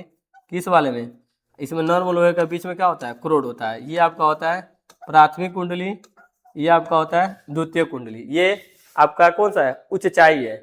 उच्चाई वाले में दूसरे वाली कुंडली में फेरों की संख्या ज्यादा है, पहली वाली कुंडली में फेरों की संख्या क्या है, कम है। अपचाई वाले में क्या होगा, अपचाई वाले में पहले वाले कुंडली में फेरों की संख्या क्या होगी, ज्यादा हो जाएगी, और दूसरे वाली कुंडली में फेरों की संख्या क्या हो जाएगी, कम हो जाएगी। दूसरे वाली कुंडली में फेरों की संख्या क्या हो जाएगी, कम हो जाएगी। ये आपका होगा एन पी प्राइमरी, और ये आपका होगा एन या सेकेंडरी। ये नॉर्मल लोहे का क्रोड होता है। एक चीज तो ये है जो कि बनाना है और लिखना भी है, और साथ में एक न्यूमेरिकल भी है। तो न्यूमेरिकल भी चलिए हम लोग सॉल्व करते हैं। पहले न्यूमेरिकल देखते हैं। फार्मूला देखिए क्या होता है, ये होता है एन पी प्राइमरी में फेरों की संख्या, एन एस दूसरे में फेरों की संख्या, ये होता है वी पी वी यस, लेकिन ये धारा के व्युत्क्रम, धारा से उल्टा होगा, ये धारा होगा आई यस और यहाँ लिखेंगे आई पी। ये फार्मूला आप याद रखिएगा, इसी फार्मूले पर सवाल लगेगा। सवाल में देखिए क्या क्या कर रहा है, प्राथमिक और द्वितीय कुंडली में फेरों का अनुपात दे दिया है n1, n मतलब प्राइमरी, और दे दिया है सेकेंडरी। ये आपको दे दिया है 10/1। इसके बाद आपको दे दिया है कि प्राथमिक कुंडली में 220 वोल्ट की आपूर्ति है, मैंने आपको दे दिया है वी पी। पहले वाले कुंडली में कितना है, प्राथमिक में 220 वोल्ट चाहिए, और कह रहा था द्वितीय कुंडली में 2200 प्रतिरोध है, मैंने कि आपको दे दिया है आर एस में दूसरी कुंडली 2200 ओम। ठीक है, तो आपसे कह रहा है कि प्राथमिक कुंडली में धारा बताना है, हमको बताना है आई एस आई पी कितना होगा। तो यहाँ से हम वैल्यू भर देते हैं, इन दोनों को लेकर हल कर लेते हैं। इन दोनों को N P N S V P V S, ये तो वैल्यू आपको दे दिया है 10/1। यहाँ से प्राइमरी का दे दिया 220, और वी यस तिरिया को 1 0 से 1 0 काट लीजिएगा, तो वी यस बराबर केवल क्या बचेगा 22, ये बचेगा। उसके साथ हम लोग करेंगे कौन सा, आर एस दिया है तो वोल्टेज भी दिया, तो हम लोग जानते हैं कि प्रतिरोध आर एस बराबर हो जाएगा वोल्टेज वी यस और धारा क्या होगा आई यस। और पूछा क्या है, प्राइमरी वाले कुंडली में पूछा है, प्राइमरी वाले कुंडली में कितनी धारा बहेगी। तो यहाँ से आपका सेकेंडरी वाली कुंडली में धारा निकलेगा, कोई बात नहीं, पहले सेकेंडरी वाला ही धारा निकाल लेते हैं, और इसमें भर के प्राइमरी का धारा निकाल लेंगे। ठीक है, और यहाँ से कोई भी धारा निकले, आर एस कितना है 2200 है, और ये कितना है आपका 22 है। यहाँ से आई यह सेकेंडरी का निकलेगा, सेकेंडरी का ये 22/2200, 22 से 22 कट जाएगा तो आई एस बराबर हो जाएगा 1/100। इसमें भाग दीजिएगा तो आई एस बराबर हो जाएगा 0.01 एम्पियर। ये आपका किसमें आ जाएगा, ये धारा आ जाएगा जो कि दूसरी वाले कुंडली में बह रहा है। आपसे यदि पहली वाले कुंडली में पूछा है तो पहली वाले कुंडली के लिए लिखेंगे N P, N S, I S और आई पी। तो वैल्यू भर दिएगा, इसकी वैल्यू दिया है 10, दे दिया है 10, यहाँ 10 रखिएगा। और यहाँ से दे दिया आपका आई एस दे दिया आपका 0.01। और यहाँ से आई पी तिर्यक का गुणा कर दीजिए, इधर तिर्यक का गुणा होगा तो यहाँ से हो जाएगा आई पी बराबर 0.01 और नीचे एक और जीरो आ गया तो ये आएगा 0.001 एम्पियर। ये आपका हो जाएगा आपका आंसर, 2 का जीरो आ जाएगा। ठीक है, ये आपका हो जाएगा आंसर। देख सकते हैं इस क्वेश्चन को। चलिए इसके बाद का क्वेश्चन देखिए। इसके बाद का क्वेश्चन कर रहा है संधारित्र। संधारित्र दो प्लेटों का एक ऐसा संयोजन होता है जिसके आकार और आकृति में बिना परिवर्तन किए ही इसके क्या कर सकते हैं, इसके विभव को घटाकर, इसके आवेश की मात्रा को बढ़ा के इसकी धारिता को क्या कर सकते हैं, बढ़ा सकते हैं। संधारित्र होता है दो प्लेटों का संयोजन। इसको हम लोग प्रूव करते हैं। संधारित्र को देखिए, संधारित्र में कौ प्लेट लगे होते हैं, संधारित्र में 2 ही प्लेट लगे होते हैं। ये दोनों प्लेट होते हैं, ये पहला प्लेट और ये दूसरा प्लेट। क्योंकि टाइम नहीं है ज़्यादा, जल्दी जल्दी पढ़ाना है, इसलिए वैसे अलग से वीडियो हम बनाएंगे। पहले वाले को विद्युत स्रोत से जोड़ देते हैं जिसके कारण इसमें क्या आ जाता है, प्लस आ जाता है। दूसरा वाले को किससे जोड़ देते हैं हम लोग, पृथ्वी से ले जाके जोड़ देते हैं। किससे जोड़ते हैं, पृथ्वी से। ठीक, इसके ऊपर माइनस आवेश आता है। जितना जितना पहले पर प्लस आएगा दूसरा पर उतना ही क्या आएगा, माइनस आता है। अब हम देखते हैं इसके लिए वैद्युत क्षेत्र, पहले प्लेट के लिए वैद्युत क्षेत्र E1 इसी दिशा में होगा, E2 दूसरे के लिए वैद्युत क्षेत्र इसी दिशा में होगा। दोनों प्लेटों के बीच की दूरी कितनी है, D है। इनका पारा वैद्युतांक कितना है, K है। तो हम लोग जब इसको लिखते हैं दोनों प्लेटों के बीच में परिणामी वैद्युत क्षेत्र कितनी होता है, E बराबर हम दोनों को जोड़ देंगे क्योंकि दोनों एक ही दिशा में है, E1 और E2। वैल्यू भर सकते हैं। E1 की वैल्यू भरेंगे, सिग्मा अपान होता है 2ε0 और 2ε0 के रख देंगे क्योंकि माध्यम है, सिग्मा 2ε0 के। अब ये दोनों का हर सेम है तो यहाँ से हो जाएगा E बराबर 2ε0 के और यहाँ से हो जाएगा 2 सिग्मा, 2 से 2 कट जाएगा, यहाँ से हो जाएगा सिग्मा बट्टा ε0 के। सिग्मा का मान भर सकते हैं, ये होता है Q बट्टा A ε0 और K को पहले लिख देंगे, यहाँ से ऐसे भर देंगे। इसको बना लेंगे समीकरण नंबर 1। तो हम लोग जानते हैं विभव प्रवणता से E बराबर क्या होता है, E बराबर होता है आप जानते होंगे V बट्टा के D। समीकरण नंबर 2, समीकरण 1 समीकरण 2 का दोनों का कौन सा पक्ष बराबर है, बायां पक्ष बराबर है तो दाहिना ऑटोमेटिक क्या हो जाएगा, बराबर हो जाएगा। तो यहाँ से हो जाएगा Q बट्टा के A और ε0 और ये हो जाएगा V D। तिर्यक का गुणा कर दीजिएगा तो Q बट्टा V बराबर हो जाएगा K ε0 A बट्टा के D। और Q बट्टा V क्या कहलाता है, Q बट्टा V आपका C कहलाता है। तो C बराबर हो जाएगा K ε0 A बट्टा के D। ये आपका क्या हो गया, प्रूफ हो गया। यही आपको प्रूफ करना था। और किन किन बातों पर निर्भर कर रहा है, संधारित्र की धारिता संधारित्र के दोनों प्लेटों के बीच रखे गए परावैद्युतांक पर निर्भर करता है। संधारित्र की धारिता C जो होता है वो आपका क्षेत्रफल पर निर्भर करता है। और संधारित्र की धारिता C दोनों प्लेटों के बीच की दूरी का क्या होता है, व्युत्क्रमानुपाती होता है। यही चारों हम लोग लिख सकते हैं। क्वेश्चन देखिएगा, कह रहा है कि विद्युत चुम्बकीय तरंगे किसे कहते हैं। तो आपको याद ही होगा, कई बार आ चुका है विद्युत चुम्बकीय तरंगे। जब कोई आवेशित कण त्वरित होता है तो वह भी एक प्रकार की तरंगे निकालता है जिसे विद्युत चुम्बकीय तरंगे कहते हैं। या जब किसी वैद्युत परिपथ में उच्च आवृत्ति की वैद्युत धारा परिवर्तित होती है तो उसमें से भी तरंगे निकलती है जिसे विद्युत चुम्बकीय तरंगे कहते हैं। इनका गुण याद रखिएगा कि विद्युत चुम्बकीय तरंगे जो होती हैं वह अनुप्रस्थ होती हैं। विद्युत चुम्बकीय जो तरंगे होती हैं इनकी चाल प्रकाश की चाल के बराबर होती है। विद्युत चुम्बकीय तरंगों के संचरण के लिए किसी माध्यम की आवश्यकता नहीं होती है। विद्युत चुम्बकीय तरंगों में वैद्युत क्षेत्र E है, चुंबकीय क्षेत्र B सदैव एक दूसरे क्या होती है, लंबवत होती है। और तरंग के संचरण के भी क्या होती है, लंबवत होती है। साथ में इसमें न्यूमेरिकल भी दिया है, देखिए BY दिया है तो आपसे E पूछेगा, E का समीकरण पूछेगा। तो देखिए आप तुलना जानते होंगे, B बराबर होता है B0 sine omega T plus KX, ये भी है। तो K की वैल्यू दे दिया है, K की वैल्यू आपको दे दिया है 300 पाई ठीक, आपसे लेमडा में पूछा है, लेमडा भी पूछा है, तो के बराबर सूत्र होता है, के बराबर होता है 2 पाई अपान लेमडा। 2 पाई अपन क्या होता है, लेमडा होता है।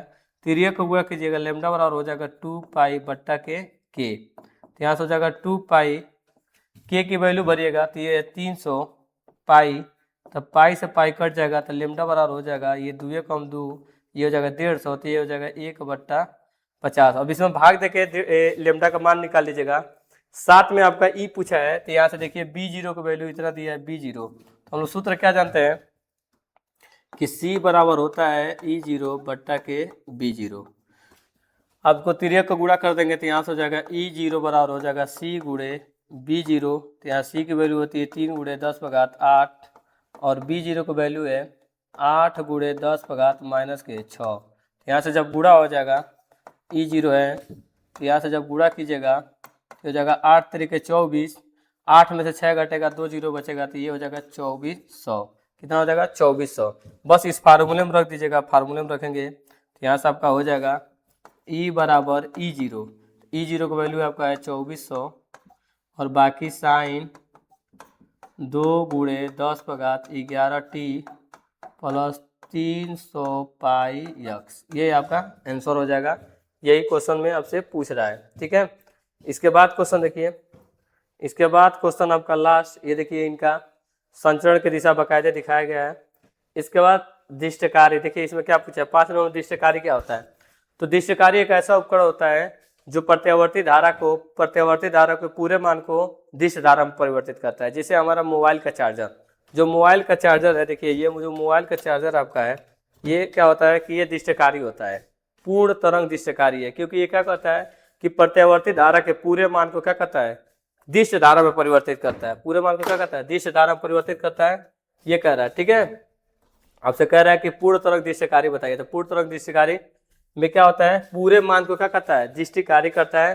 और आपको जानते ही होंगे इसकी रचना में पूर्ण तरंग दिष्टकारी में 2 डायोड लगे होते हैं। देखिए 2 डायोड लगे होते हैं, एक डायोड का नाम D1 है, दूसरा डायोड D2 है। इसमें क्या होता है कि ट्रांसफार्मर की 2 कुंडलियां होती हैं। प्राथमिक कुंडली को किसी प्रत्यावर्ती धारा निवेशी वोल्टेज से जोड़ देते हैं और ट्रांसफार्मर की जो दूसरी वाली कुंडली होती है, इसका एक सिरा D1 से जोड़ते हैं, दूसरा सिरा क्या करते हैं, D2 से जोड़ते हैं। ध्यान दीजिएगा, जब हम लोग क्या करते हैं, जब प्रत्यावर्ती धारा का पहला चक्र जाता है, पहला आधा चक्र जाता है ऐसे, तो ये क्या होता है, ये सिरा प्लस हो जाता है और ये सिरा क्या होता है, माइनस हो जाता है। पहला देखिए ये आपका हो जाएगा प्लस और ये क्या हो जाएगा माइनस। जब ये प्लस होता है क्या से जानिए, P वाला प्लस से जुड़ गया, P वाला प्लस से, L वाला किससे जुड़ गया, माइनस से। इस कंडीशन में क्या होता है, ये अगर अभिनत हो जाता है, अगर अभिनत होता है जिसके कारण धारा इसमें जा रही है, धारा इसे जाएगी तो धारा इधर भी नहीं जाएगी, धारा इधर ये घूम के चली जाएगी, क्योंकि इधर कोई धारा नहीं जा रही है। देखिए कैसे, इधर उत्क्रम अभिनत हो जाएगा, ये जो चीज है उत्क्रम अभिनत हो जाएगा, क्योंकि P वाला माइनस से, N वाला किससे जुड़ गया, प्लस से, तो ये उत्क्रम अभिनत है, ये अगर अभिनत, धारा जाएगा। तब धारा जा रहा है तो क्या होता है, धारा जा रहा है तो यहाँ से ये होगा। फिर अगले आधे चक्कर में, देखिए अगले आधे चक्कर में क्या होता है, जब विपरीत होगा तो ये वाला चीज बन जाता है, ये जो आपका बन जाएगा प्लस, अगले आधे चक्कर में ये बन जाएगा प्लस और ये क्या बन जाएगा माइनस। जैसे प्लस ए माइनस होगा तो प्लस हो गया, तो ये बन जाता है अग्र अभिनत। इसमें क्या बन जाएगा, ये अग्र बन जाएगा और ये क्या बन जाएगा, उत्क्रम बन जाएगा। ये अगले चक्र में क्या बन जाएगा, उत्क्रम। उत्क्रम वाले में धारा नहीं जाएगा, क्योंकि माइनस वाला P से जुड़ा है, प्लस वाला N से जुड़ा है, ये उत्क्रम, ये अग्र। तो अगली बार में धारा इधर से जाता है तब भी जाकर लोड प्रतिरोध में जाएगा। धारा इधर से भी जाएगा तभी लोड प्रतिरोध में धारा जाएगा, धारा इधर से भी जाएगा तभी लोड प्रतिरोध में धारा जाएगा। इस प्रकार दोनों कंडीशनों में धारा प्राप्त होता है। इस प्रकार प्रत्यावर्ती धारा के पूरे मान को किसमें बदल सकते हैं, दिष्ट धारा में परिवर्तित कर सकते हैं। और हाफ रेक्टिफायर और फुल रेक्टिफायर बहुत बार पूछा, लगातार पूछते गया है। इस प्रकार ये आपका सेट समाप्त हो गया है। चलिए इसके बाद अगले सेट को हम लोग चलते हैं, अगला सेट अगले दिन तैयार करेंगे, ठीक है।